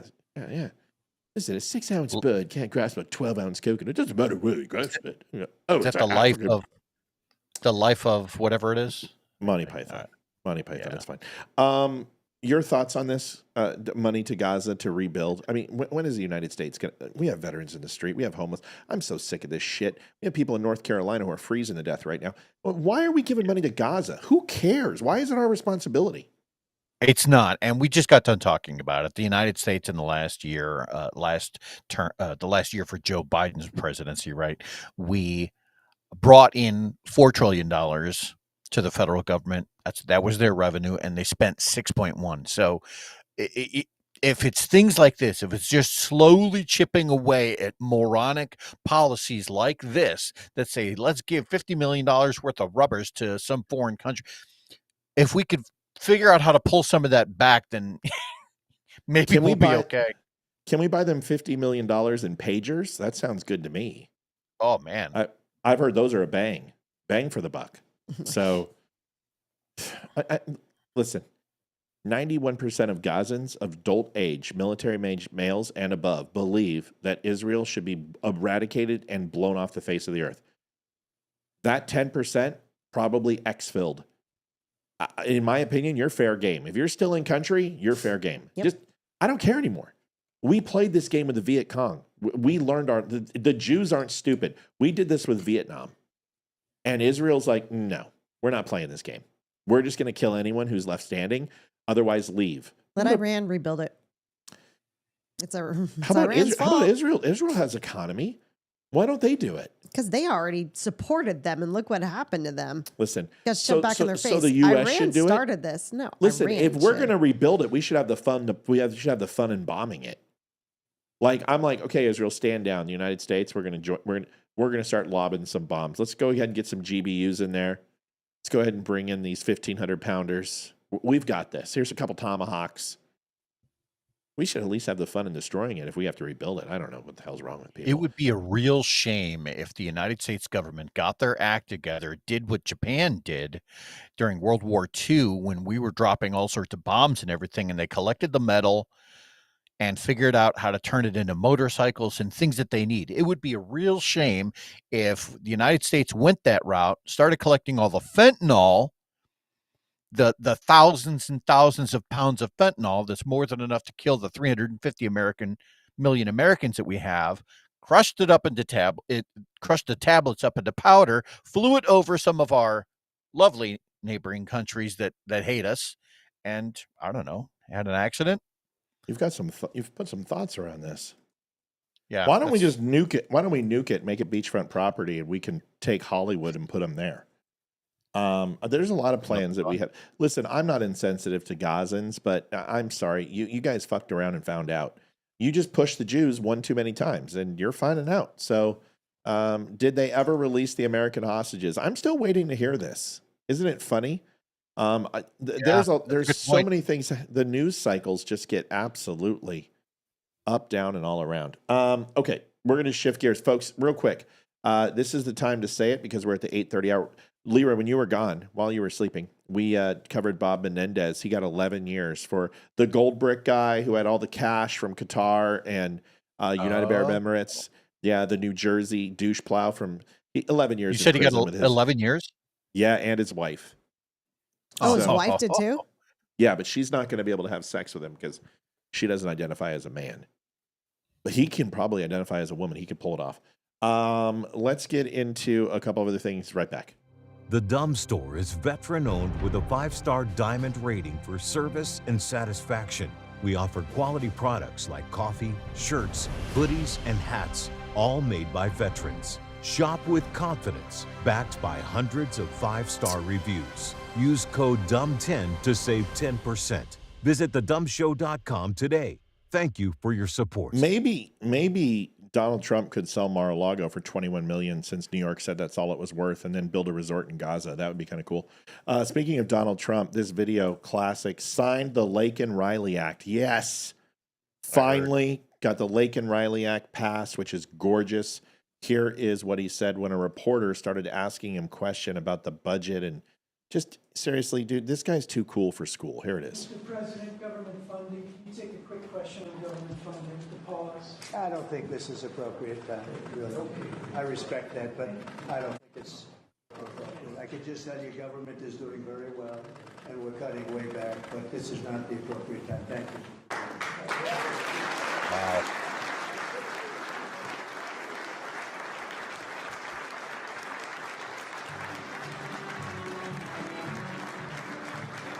Yeah, And but hold on. They're expecting that maybe not as stringent as a sentencing but his wife is going to get time too. You're right. She has not been officially sentenced, but she was found guilty. She's going to serve some time.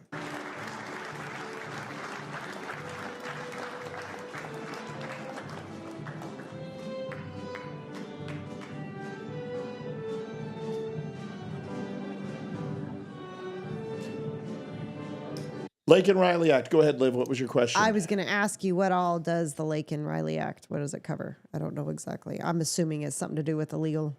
Deportation. Extends orders of deportation. I'll get you the exact thing. I was told to put the new coffee up, 4547. The new coffee is available right now, folks, over at thedumshow.com. It is limited edition Donald Trump coffee, 4547. Make coffee great again. It is an amazing mixture of green Guatemalan beans.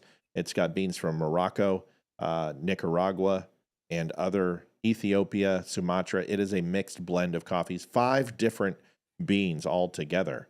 And it is gorgeous, amazing, smooth. It is a medium dark roast. Go pick it up. What were you going to say, Leeroy? Go ahead.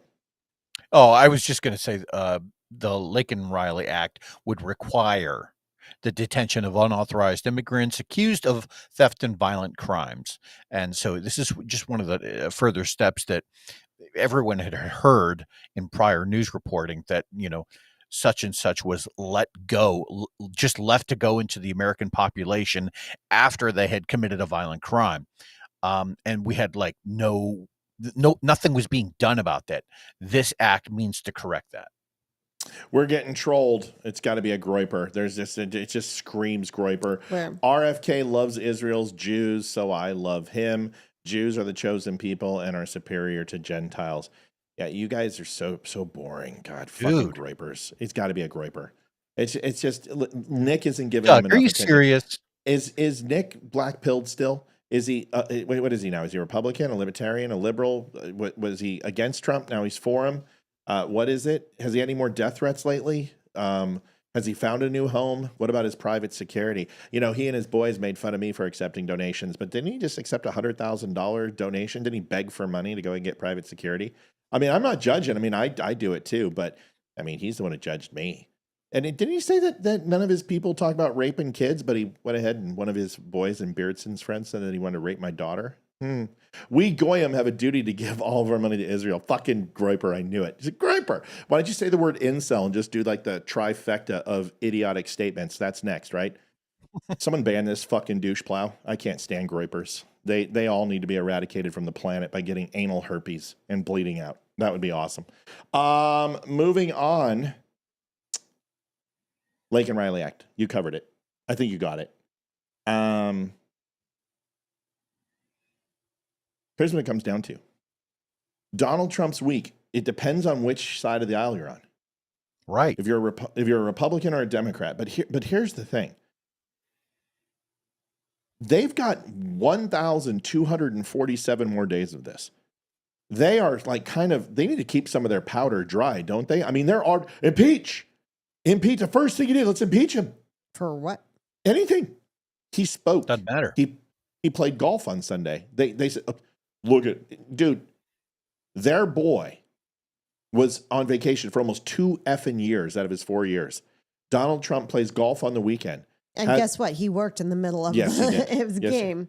Yes. If I'm not mistaken, Matt, when we covered that, it was more than 2 years. It was like 2 years and several weeks into his. So he was literally on vacation more than 50% of the time. It was actually 40% vacation, but if you add all the days of travel to Rehoboth or wherever he Camp David, it all equated to an extensive amount of time off. Now, Donald Trump's going to play golf. Donald Trump's going to do those things, and I'm not. But this guy had a full lid at 3:00 in the afternoon. He was up at 9. He worked 6-hour days. Donald Trump is up at the butt crack of 5 and goes to bed 2:33 in the morning.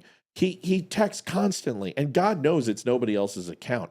Can we just stop pretending that Joe Biden had a work ethic? And I mean, everyone deserves a day off. Just because he's president doesn't mean he has to work 24 hours a day. That's a good point. Except for women, like sure, you're never off. Okay. You're always a mom. You're never off. You don't make Olivia sleep in the kitchen. I mean, that's a good point. Assuming I would let her sleep. Come on, if she's in the kitchen, she's cooking. I mean, that's 746 days. On vacation. Imagine how much more Biden Harris would have messed up. That's the point. I mean, can you imagine? If they're like, the price of eggs isn't down yet. Okay. Yeah, because Joe Biden snapped his fingers and things got done. RFK was on the stand. Oh, go ahead. Oh, I was just going to say, I think it goes beyond that, doesn't it? I mean, just a little bit. They're willing to hang Trump out to dry for going to a golfing game, but they refuse to look at the time Biden had. I understand we covered it, but I guess my point is, it just seems like from the left, they can never apply the same rules to themselves. Some way they are exempt from the rules when it's their guy.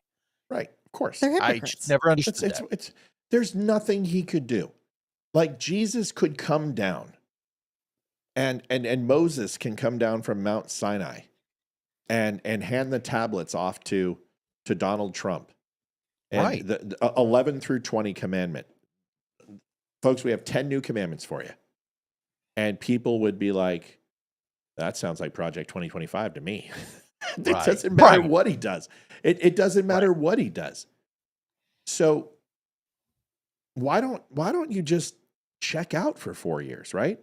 If it bothers you this much, if you can't literally function, if every thought in your head is around Donald Trump and how the end of the world is near, this isn't healthy. You got to find a hobby or something. You know what I mean?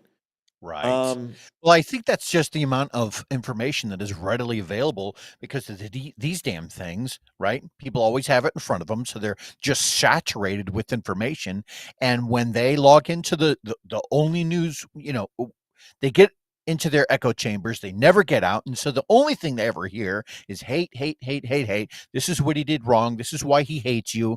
This is how he's going to tank the economy and Medicaid and Social Security, and you should be enraged. That's and they fall for it. I don't know why. Well, I don't know. I mean, Biden sure didn't help with the price of eggs, considering 12.5 million chickens were preemptively killed. We talked about this the other night. Yes. I mean, just there's some bird flu. Let's murder chickens. I understand if you have an outbreak, but this is why we have regional control in distribution centers. This is why we don't cross-pollinate chickens and cows and lamb and sheep and everything else, because you don't want to go ahead and have one that's sick and then go into another region and then go ahead and depopulate that region. There are fail-safes in place. So, just killing chickens to kill chickens. Right. Anyway, RFK Jr. First, before we get to RFK Jr., General Milley. Liv, you know who General Milley is? Yes. Yeah, he's the woke He should be in jail. Well, here's the interesting thing. Donald Trump removed his security clearance along with Dr. Fucky. Good. So Dr. Fucky and Millie both have had their security clearances revoked, but they also, an extra step, Hegseth removed their security detail. Yep. And here is the video. Just learned tonight that Defense Secretary Hegseth plans to remove the security detail guarding former Joint Chiefs Chairman General Mark Milley. That's right. Secretary Hegseth has decided on his second day to immediately pull General Milley's security detail, though multiple threats on his life remain. Caroline Leavitt was asked today if the president would take responsibility if anything happened to those whose security he's pulled. The president has said former government officials can't have security forever.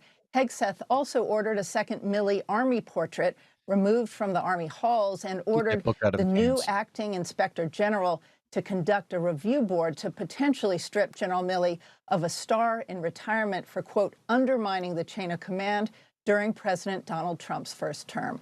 All highly unusual actions. Brett. Jennifer Griffin live at the Pentagon. Jennifer, thank you. We've just learned tonight that highly unusual. What? Accountability is highly unusual? Apparently.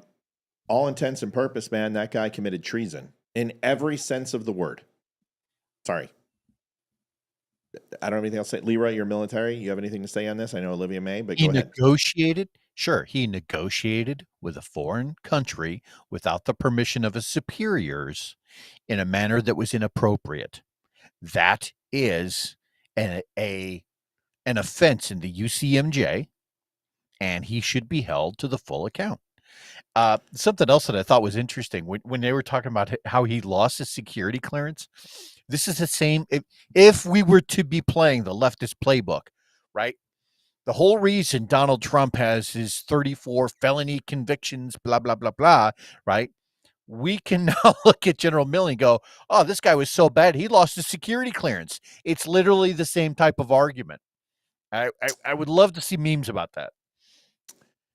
I don't mean to do this, but I just got a text from the Groiper. So obviously it's one of the Groipers who gleamed my phone number back in the day who texted me and just said, I noticed that you've only made 213 out of 275 your goal. You're a fucking failure. Nobody watches your show.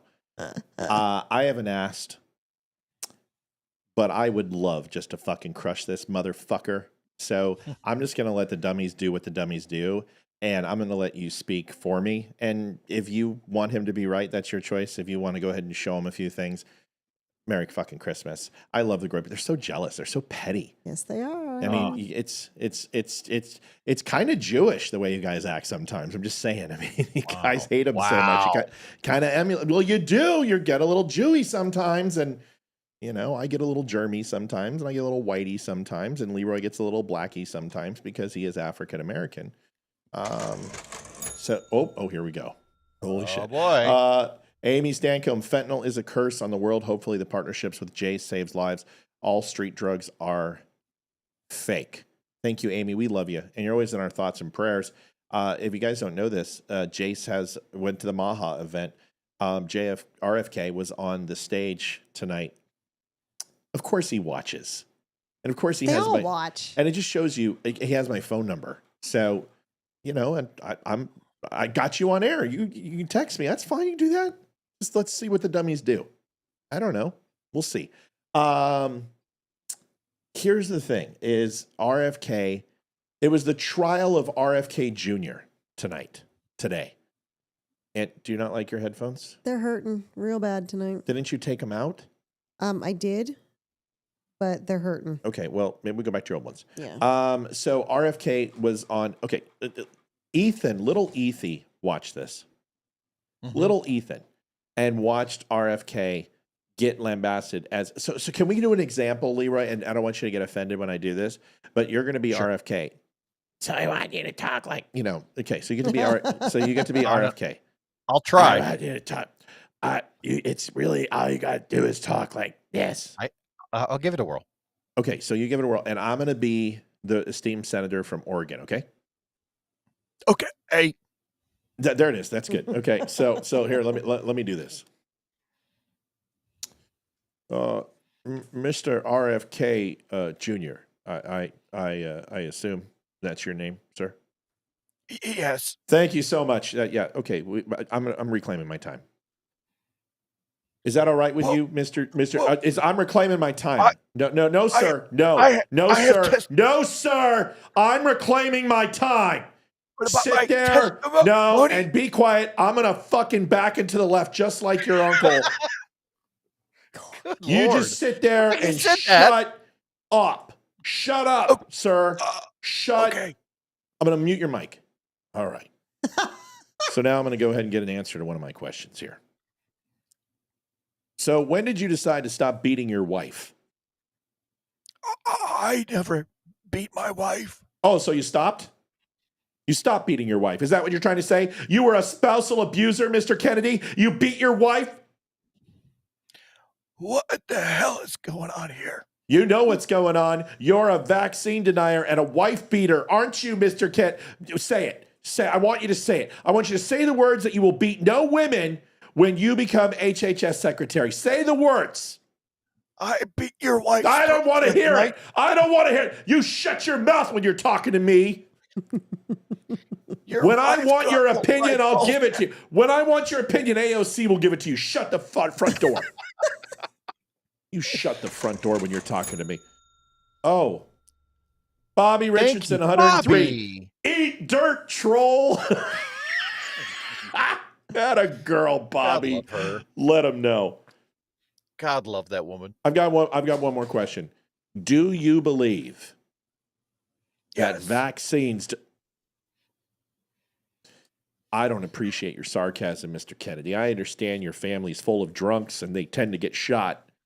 But you can just hold on a second and take your elitist attitude, conspiracy theory, bullshit, and your fake sympathetic voice, and you just shut up. Let me finish my thought. Do you believe vaccines work? Vaccines have been known to be effective. However, when people take too much, they get all right, that's it. That's stupid. Just conspiracy talk. Listen. This is the type of talk about the China virus. Remember the China virus? But wait, what? Wait. Oh. What did the CIA say? Oh. Well, I'll tell you what. It wasn't a Wuhan lab and it wasn't gain-of-function research with Dr. Huh? Oh. It wasn't that the half of the people who took the first 2 stages of the polio vaccine, 50% died. Oh. Thank you, Paul. Mr. Kennedy, those are all the questions that I have for you, and I hope you've learned your lesson. May God have mercy on your soul. Did you read Paul's comment? No, what did Paul say? Fuck that guy. Oh, let me see it. Fuck that guy, Paul says. $21.10. Thanks, guys. You know what? It's okay.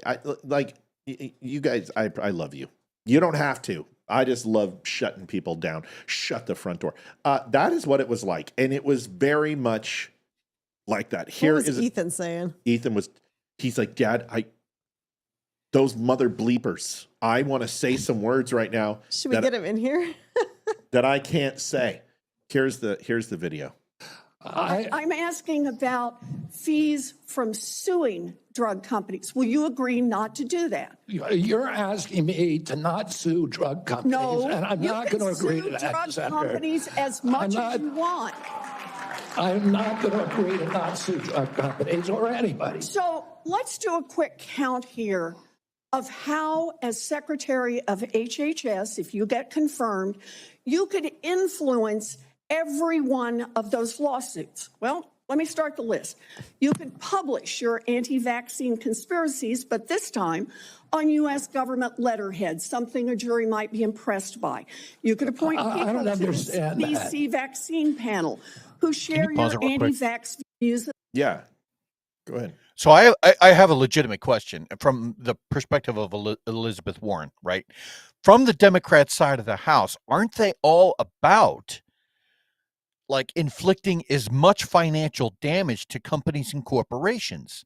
They wanted to sue GM. They want to sue gun manufacturers. They want to sue everybody. But in this case, it seems like it's different. Why? Like, I don't understand. Legitimately, I don't understand.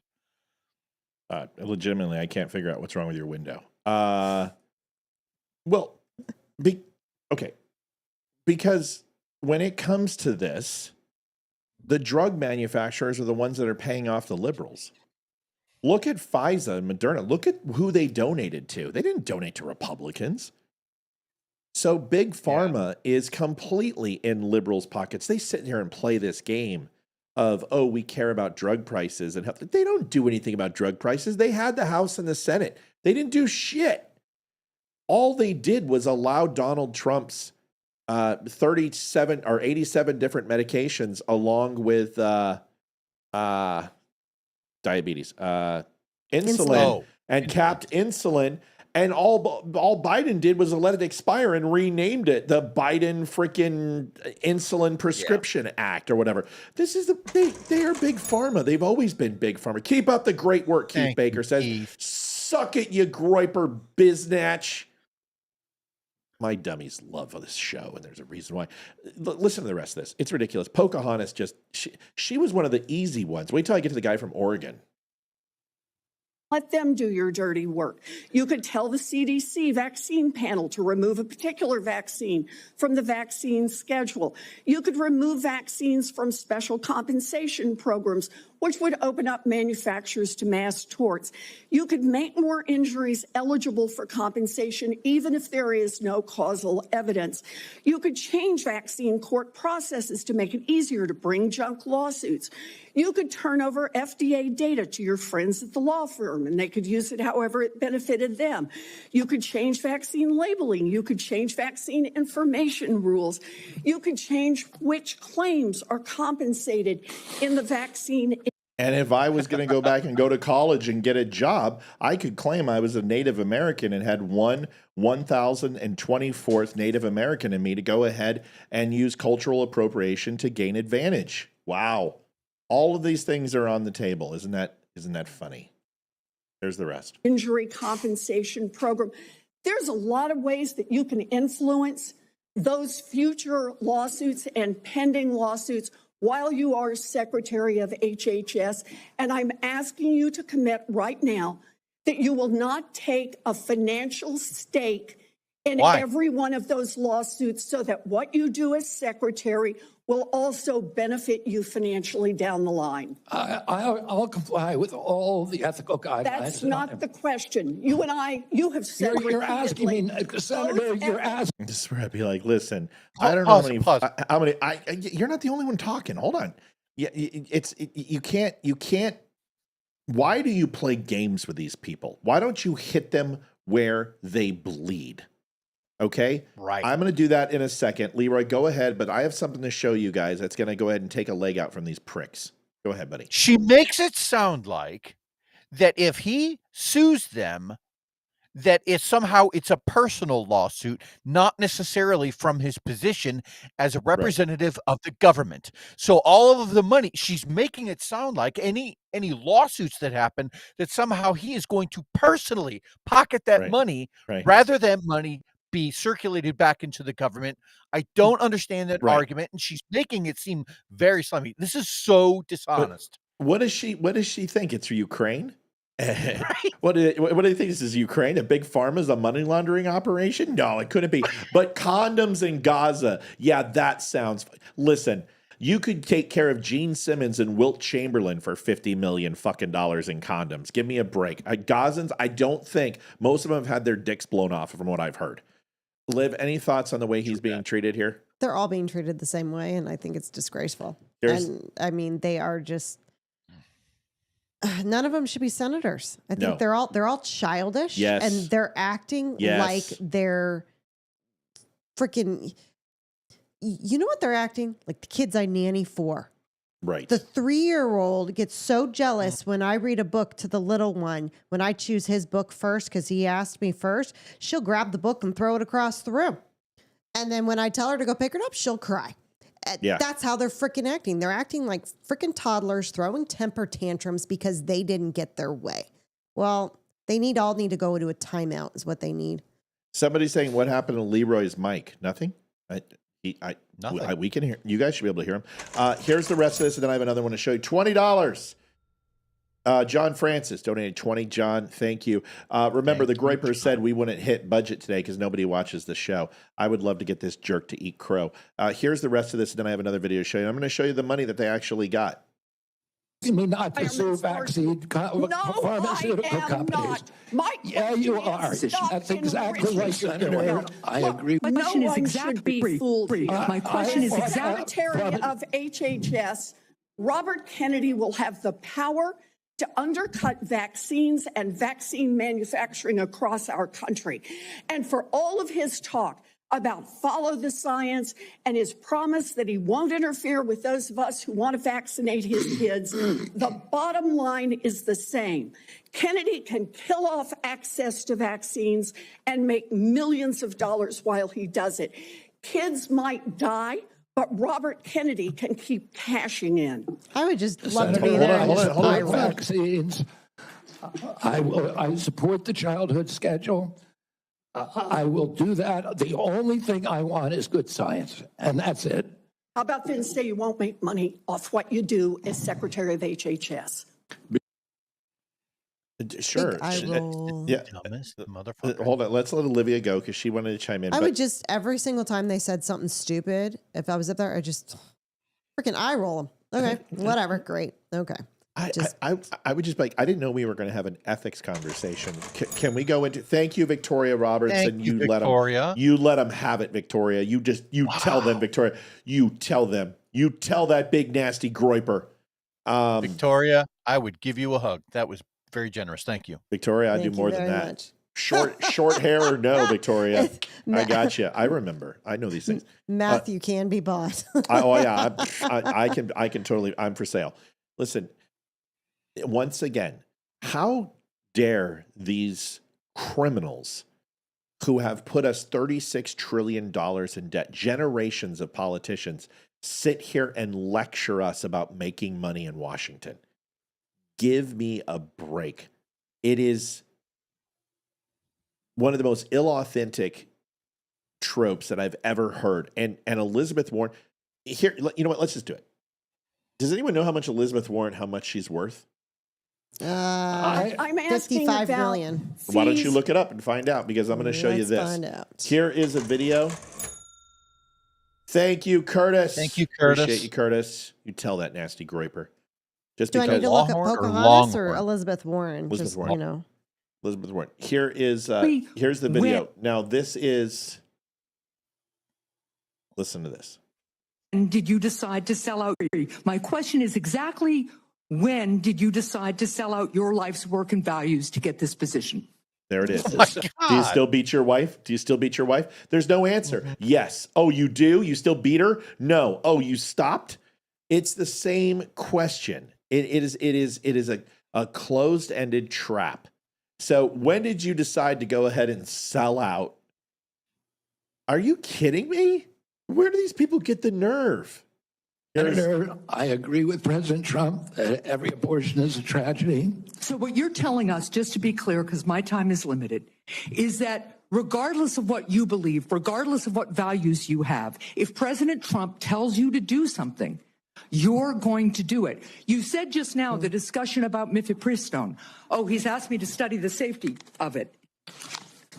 Here are the safety studies that tell us mifepristone is safe and effective. And I asked Mr. Chair that these about 40 studies be admitted to the record by unanimous consent. Without objection. So the studies are there. The safety is proved. The science is there. But what you're telling us is if President Trump orders you to take action to make it harder for women to get direly needed health care, you'll follow his order. If Mr. Trump, as he did yesterday, orders a halt on Medicaid payments that are essential. It's a lie. He didn't do that. No, there was an error in the software. It was down for like 8 hours, and it was fixed. It's complete bullshit. Lies. For taking care of people with disabilities all around this country, you're going to follow that order. Because who Donald Trump, Mr. Operation Warp Speed himself? Mr. Vaccine is going to go ahead and tell you that, yeah, because Donald Trump isn't literally Mr. Vaccine himself. Liv, how much is Elizabeth Warren? It says anywhere between 5.5 to 8 million. Wow, must be nice. You are willing to sacrifice your values, your knowledge, if President Trump tells you to do that. That, to me, is unacceptable in a Secretary of Health and Human Services. As I explained before, the White House has issued a statement saying that there was that policy will not deprive any American. Yeah, the problem is free. All right, so that's one. And now here's the one that I really want to show you. Listen, I can show you all of these guys. You said, and I quote, but this is an Oregon douche plow, Mr. Wyden. He literally looks like a science teacher from high school that everybody wanted to tell him that he had a piece of toilet paper on his shoe. Mr. Whipple. I mean, the guy's a complete douche nozzle. Does he not look like the evil villain from The Simpsons a little bit? Yes. Yes. Yes. Yeah. Have you seen the movie Mask? You've seen the movie Mask? Not in a while, but yeah. With Eric Robert, that looks like his father. Yeah. So here we go. Let's listen to Mr. Wyden, and I'm going to tell you a little bit about Mr. Wyden. This is all operatic stage theater. Okay, here it is. in a podcast in 2020, you said, and I quote, you would do anything, pay anything to go back in time and not vaccinate your kids. Mr. Kennedy, all of these things cannot be true. So, are you lying to Congress today when you say you are pro-vaccine? Or did you lie on all those podcasts? We have all of this on tape, by the way. Yeah, Senator, as you know, because it's been repeatedly debunked, that statement that I made on the Lex Friedman podcast was a fragment of the statement. He asked me, and anybody who actually goes and looks at that podcast and will see this. He asked me, are there vaccines that are safe and effective? And I said to him, some of the live virus vaccines are. And I said, there are no vaccines that are safe and effective. And I was going to continue for every person. Every medicine has people who are sensitive to them, including vaccines. Right. So he interrupted me at that point. I've corrected it many times, including on national TV. You know about this. The fuck Fuentes. Oh, Nick Fuentes slush fund. I don't know what it is. DILDO. Dildo. They crossed it out. Dildo Fuentes. What is Dildo fund? I love it. Yep. Thank you, Maddie. We love you. Here's the rest of this. Hold on. So bringing this up right now is dishonest. All right. So this is the way the entire. Okay. So let's get serious. I just need a little bit of time. Okay. First of all, this isn't for America. You need to stop saying that this is for America. Jesse had a wonderful segment on the 5 in the A block tonight, and it was really good. Oh, we got another one. Glenn Clark says, for trolls and wizards. Thank you, buddy. 2508. Thanks, pal. Screw you guys, gripers. Thank you, buddy. So the thing about this is you can't sit here and continue to pretend. Well, you can, but you can't sit here and pretend that this whole thing is for America. Like I said, Jesse had a great A block, and in that A block, he talked about a kid wakes up and he drinks apple juice, orange juice, and gets sugar bomb cereal, goes to school and crashes at 10:30. Then goes ahead and he's sleepy and tired and depressed. Then he goes to lunch and he eats a French bread pizza, which is actually full of sugar, and the spaghetti sauce has a grape juice, which is full of sugar, and has, a Pop-Tart full of sugar. Then crashes at 2:00. Then at school, they say that he is, depressed and has ADHD and needs to get on medication. So then they put him on medication. Then he gains weight. Then he does this. Then he does that. And then eventually becomes depressed and ultimately hates his life, commits suicide, whatever. But then this person hears that RFK and a Kennedy, who used to be the Democrats' favorite, they were literally the dynasty, the Camelot, Kennedy. They were the Clintons of the 60s, 70s, and 80s.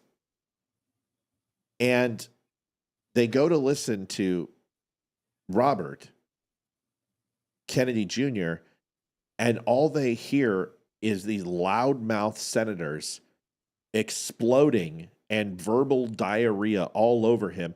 And this isn't for anyone but them. There's nobody who's learning anything. And if you listen to him, here's the thing. I don't like RFK Jr. I think his stance on transgenderism sucks. I think his stance on abortion is shit. I think he believes in gun confiscation. I think he's a nutter when it comes to polio and other vaccines that actually do good. I don't necessarily agree with anything he says. You know what? I want him more than anybody to be confirmed now because the Democrats put me in his arms. It's the same thing they did with Trump. Glad you're going for the White House gig. Thank you, Charity. We love you. Sorry, this is kind of like my segment right now. And then I'm going to open up to everybody. But I'm sick and tired. And you guys did this to Trump. Leeroy and I were really hard on Trump. Leeroy even's like, I don't even like Trump. And then it turned into, you know what? I kind of like him now. And it's like when you constantly say, this is bad for you. This is bad for you. You can't do this. You can't do this.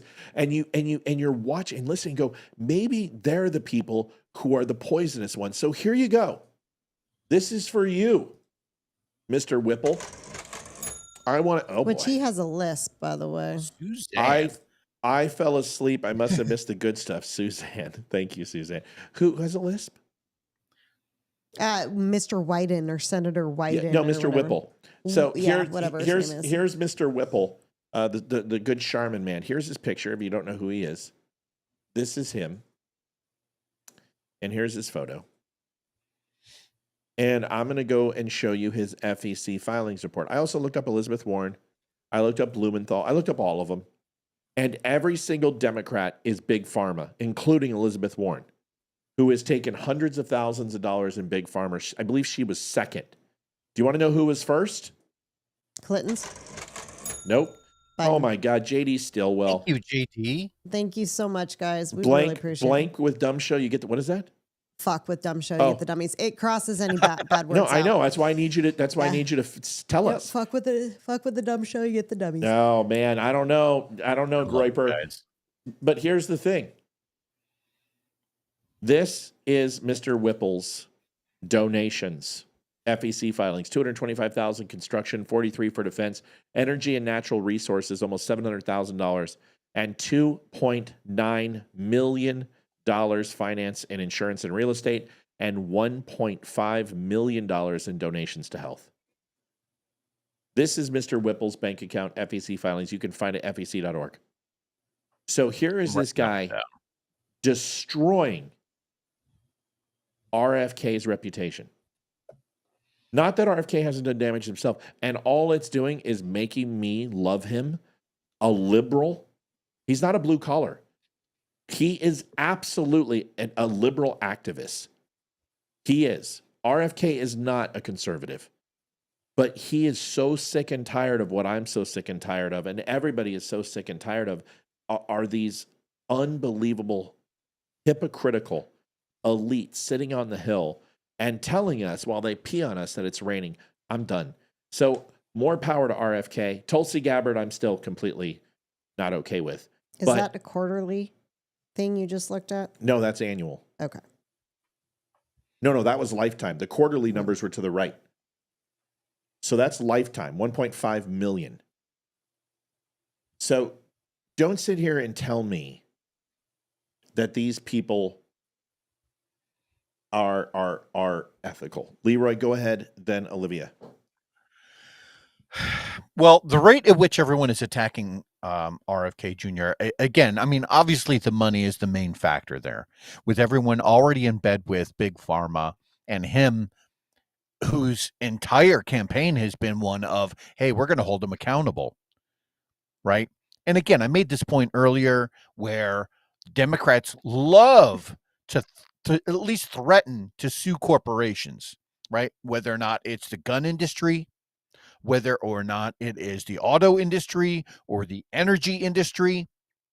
They love to sue corporations. So you have to ask yourself, why are people like Elizabeth Warren all of a sudden sheltering Big Pharma? It's worth asking, right? Money. You can do the math on that. You are a smart watcher of the show. You get it. You know what I'm saying. last thing I would say is this is another case of RFK Jr. was a Democrat, right, who tiptoed out of bounds, out of where he was allowed to speak for the Democrat, ideal, right? Because he was, just call it what it is, right? The Democrat Party are a series of ideologues, right? He stepped over that line, right? Called the foul at the basketball court, and they pushed him over the edge, and now they want to burn him for it. They absolutely do not want to be associated with him. They are trying to hang him out to dry. And that should, again, it's another case of if you don't do what we tell you to do and say what we tell you to say, you're excommunicado. You will not be part of this party. That's exactly what it is. That's exactly what it is. And they pretend that this is good government. Here's another picture of him. My God, that is so good. He does a lot of work. By the way, I just want to show you guys something real quick. Yeah. Here are returns on stocks.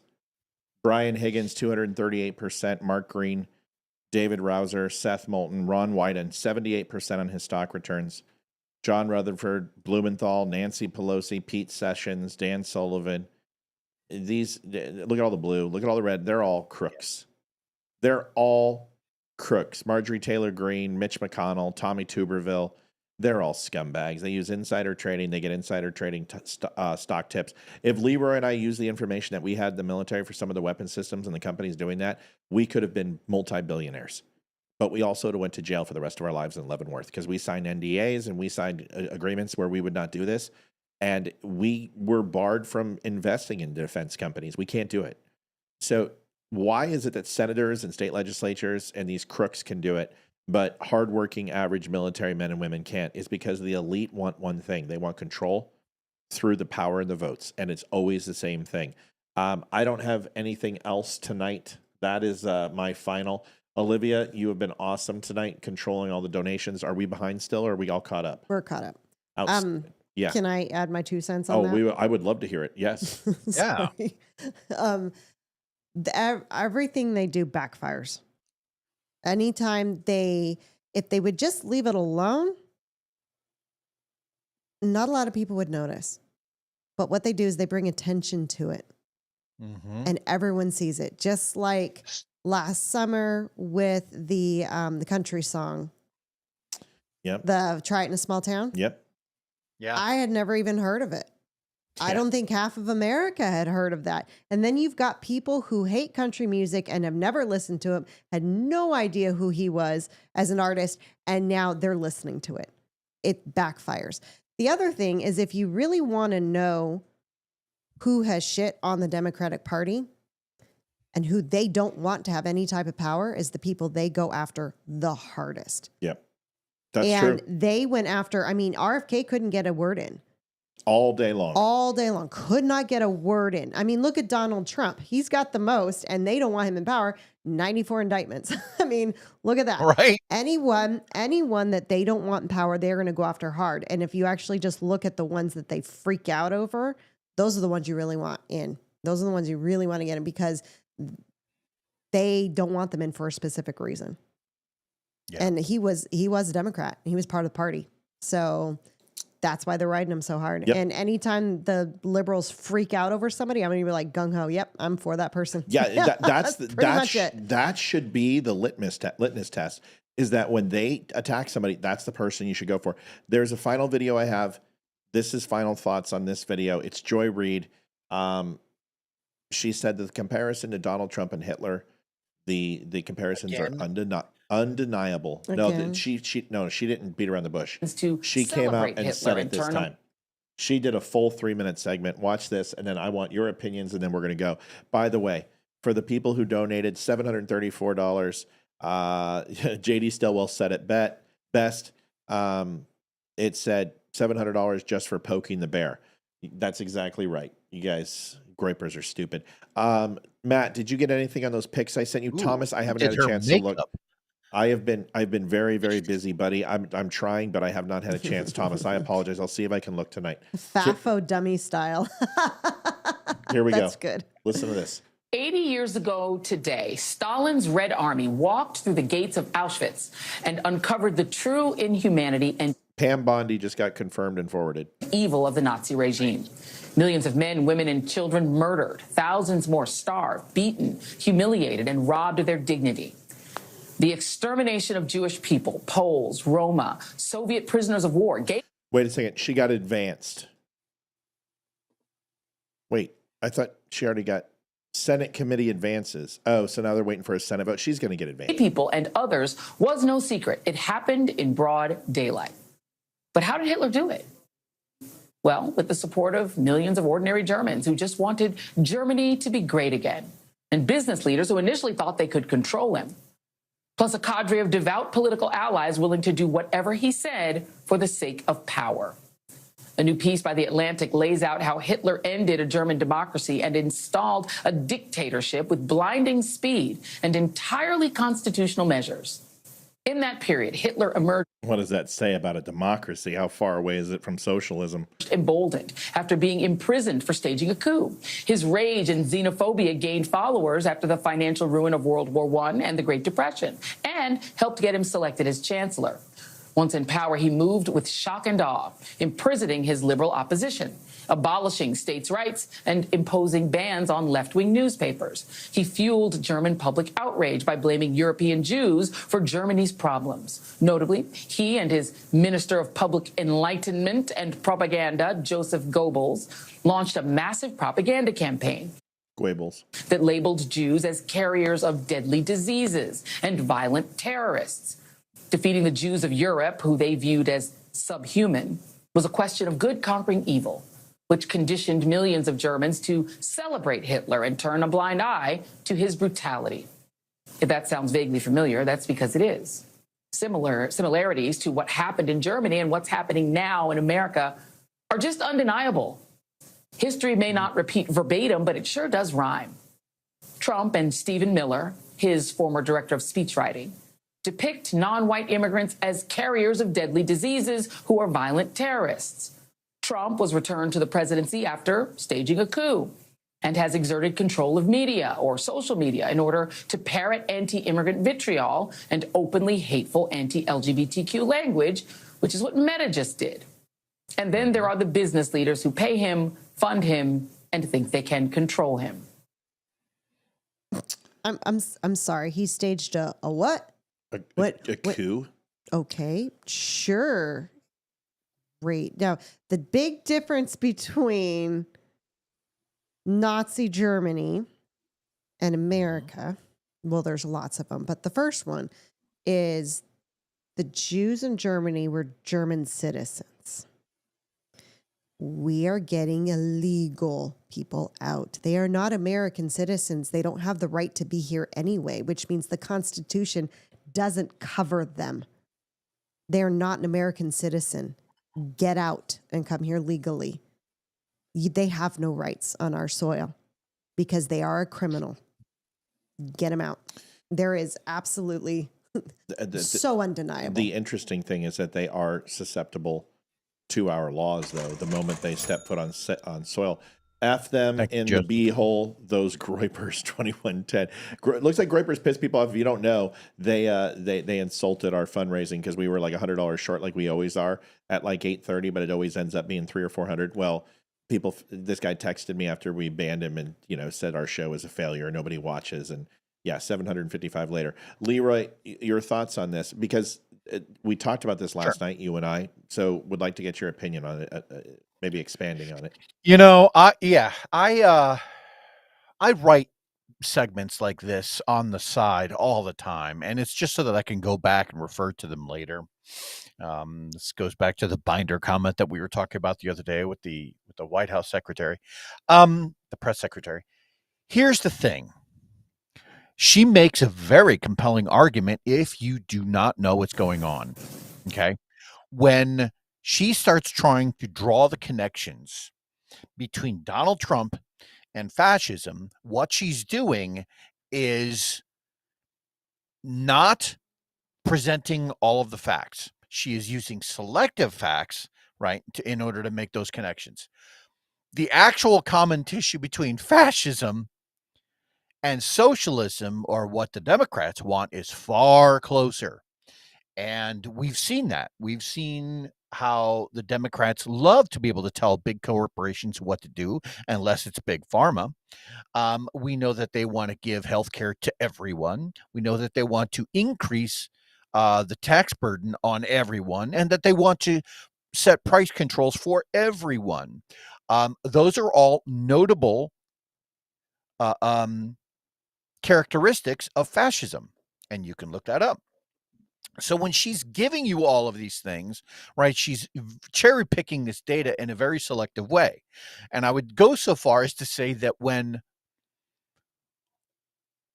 Hitler took over Nazi Germany, one of the things that he did was he got rid of their constitution through something called the Enabling Act. What that did was it allowed him and his inner circle to throw out most of the constitutional laws. Is that what we see Donald Trump doing? Or is he simply saying we want to enforce these same laws that are already written on the books, these bipartisan rules that had been written 200 years ago? We want to follow this to the T. When you look at the last 4 years, I think you see more violations of that from the Democrat Party, from Joe Biden, from Kamala Harris. So I am here to tell you that she makes a compelling case, but she's literally trying to lie to you. And if you're not aware of it, you could fall for it. The Democrat Party are far closer to the fascists that she is describing. I have written a poem to commensurate Joy Reid's segment, and very rarely do I dabble in poetry. I am a writer, not a prolific one, but I dabble, and I also dabble in poetry. And in that context, which means like in 8th grade creative writing class, and never have done it since. But I figured I would try to embrace my inner Eminem for the last segment of tonight. History weeps at your lies. They scream, he's Hitler. A lazy refrain, blind to the past, yet drunk on disdain. Do they know the horror they invoke, or do they wield it just to provoke the woke? Trump's words are loud, his actions bold, yet no trains rattle, no corpses cold. No skeletal hands claw at the air, no stench of death pollutes the square. Hitler's Reich, a butcher's reign, where bodies burned in choking flames. Jews torn from their homes at night, crushed beneath the Aryan might. Infants seized with ruthless hands, smashed like glass upon the land. Men stripped down to nothing more, stacked like wood outside death's door. Flesh was stretched and sewn like cloth, eyes ripped out, science cost. Nails pulled slow with silent screams echoing through history's dreams. Women bled in frozen labs, limbs removed in sterile slabs. Twins dissected side by side in Mengel's pursuit of pride. Ovens roared and chimneys fumed, hope extinguished, futures doomed, and yet they dare compare this hell to mean tweets and a border wall. History weeps at their deceit, the shallow lies, the fake conceit. To twist such agony for gain is ignorance soaked in liberal shame. Let truth stand tall, let facts remain, for memory must bear the pain, and never shall their slandered cries rewrite the past with their hollow lies. Yay. Thank you. That's really good. Shel Silverstein and I will be accepting a Pulitzer anytime now. I am so tired of liberals. And I don't call them leftists anymore. That was the rule in this show, is we would discern between liberals and leftists. Yeah. And here's the thing, is Republicans have decreed, and we have stood and lamented on January 6th and stolen election and some of the tropes of this uniparty and the neocons, and have spoken out against conservatives and racists and fascists, because you labeled us this, and we've been defending ourselves now for 9 years. So we have carried the toll. The bell has tolled. We have paid, and we have defended. Now it's time for you to take account for your party. And as you maligned us with the far right and fascism, you are now being maligned with socialism, propagandists, and honestly, doing exactly what the Nazis did with misinformation campaigns. That has been paid by the blood of police, been paid by the blood of Trump supporters, and with your hatred and vitriol, will continue to boil over until you hold to account the people in your party. You are most assuredly all leftists. You are all progressives until you define and separate yourselves from the ones who actually are. So no more will I go ahead and make a difference and discern between liberals and leftists. You're all leftists. That's it. That's fair. 1 minute, Leeroy. Go get him, buddy. Oh, man, what a night. You know, I compliment to you because I didn't know about fec.gov. And when I went ahead and pulled it up, I can just see I'm going to have a great time on that site. Oh, it's a blast. We covered, yeah, we covered a lot here tonight. And although I had some camera issues, I think we pulled through it, and I apologize about that. Another great show, folks. And again, we'll be here again tomorrow, Matt and I. So, stoked. Yeah, I love having you on. If any of those groypers, any of the trolls, any of the lefties want to come on and try and give a jab, sure, why not? Come on in. We'll be happy Love to have you. Yeah. So that's my 1 minute. Love you guys. Maddie, love you too, buddy. Maddie says breaking: plane collides with helicopter while landing, crashes into Potomac. Reports of fatalities. I'm looking at it right now. Was Ted Kennedy involved? Sorry, it's too soon. The Potomac. Yeah, I understood that. Chappaquiddick. I got it. I got it. Liv, your 1 minute, sweetie. Thank you everyone for donating. Hey, the Groypers need to join us more often. My God. Yeah. Holy cow. Yeah. But I can't post that poem. Can you imagine if I put that poem on Facebook? Groypers. I would be banned for putting. I couldn't put that poem up there. They would flip the fuck out. Go ahead, baby. 1 minute. You know, I would love, really, I would love to be a guest on her show or The View. I really would. Oh yeah. Oh yeah. Totally would love to go on, and I would love to just. How would you engage with her though? Yeah, I don't. That'd be the you truth. can't. See, I don't know. All she's going to do is ask you set up questions, and then if you answer, she's going to interrupt you whenever you start making headway. So, I mean, isn't it like this? Listen, first of all, the person you were in the green room is not the person you're being right now.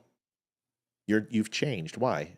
Because you treated me very kindly and amicably when you wanted me to come on, and now it's like I'm your enemy or something. So here's the question: if you want me to answer your question, you're going to have to let me finish whether you like it or not. It's your show. But you and I, if you just want to inform everybody and talk at me, I'll just sit here and just collect my stipend and then move on. But you got to let me talk. So can we agree that even if we don't like something, we're going to let the other finish? And I promise you, they won't put you on. They can't play by those rules. They don't want to play by those rules because they are so afraid of losing. And that's the one thing that Leeroy and we would love to have someone come on here and school us. We would love it because we'll learn. It just never happened. Anyway, Olivia, I would love to see you talk to Joy Reid, but you know what? She's not. You know who I'd love to see you talk to? Megyn Kelly. You just want to see us in the same room together. I just want to see you scissor. Yeah, that's what I'm saying. You just want us side by side so you can have that dream and fantasy. I've already had that dream. First of all, let's be clear. Leeroy and I have both already had that dream and fantasy. Wait, you're dreaming about my wife? What do you mean? Oh yeah. Oh, okay, Megyn Kelly. Yeah, but I said, okay, we're out of here. Uncomfortable. Whatever. Folks, we'll be back tomorrow. What time, Leeroy? Tell them. We're on at 7:00 tomorrow, folks. So tune in.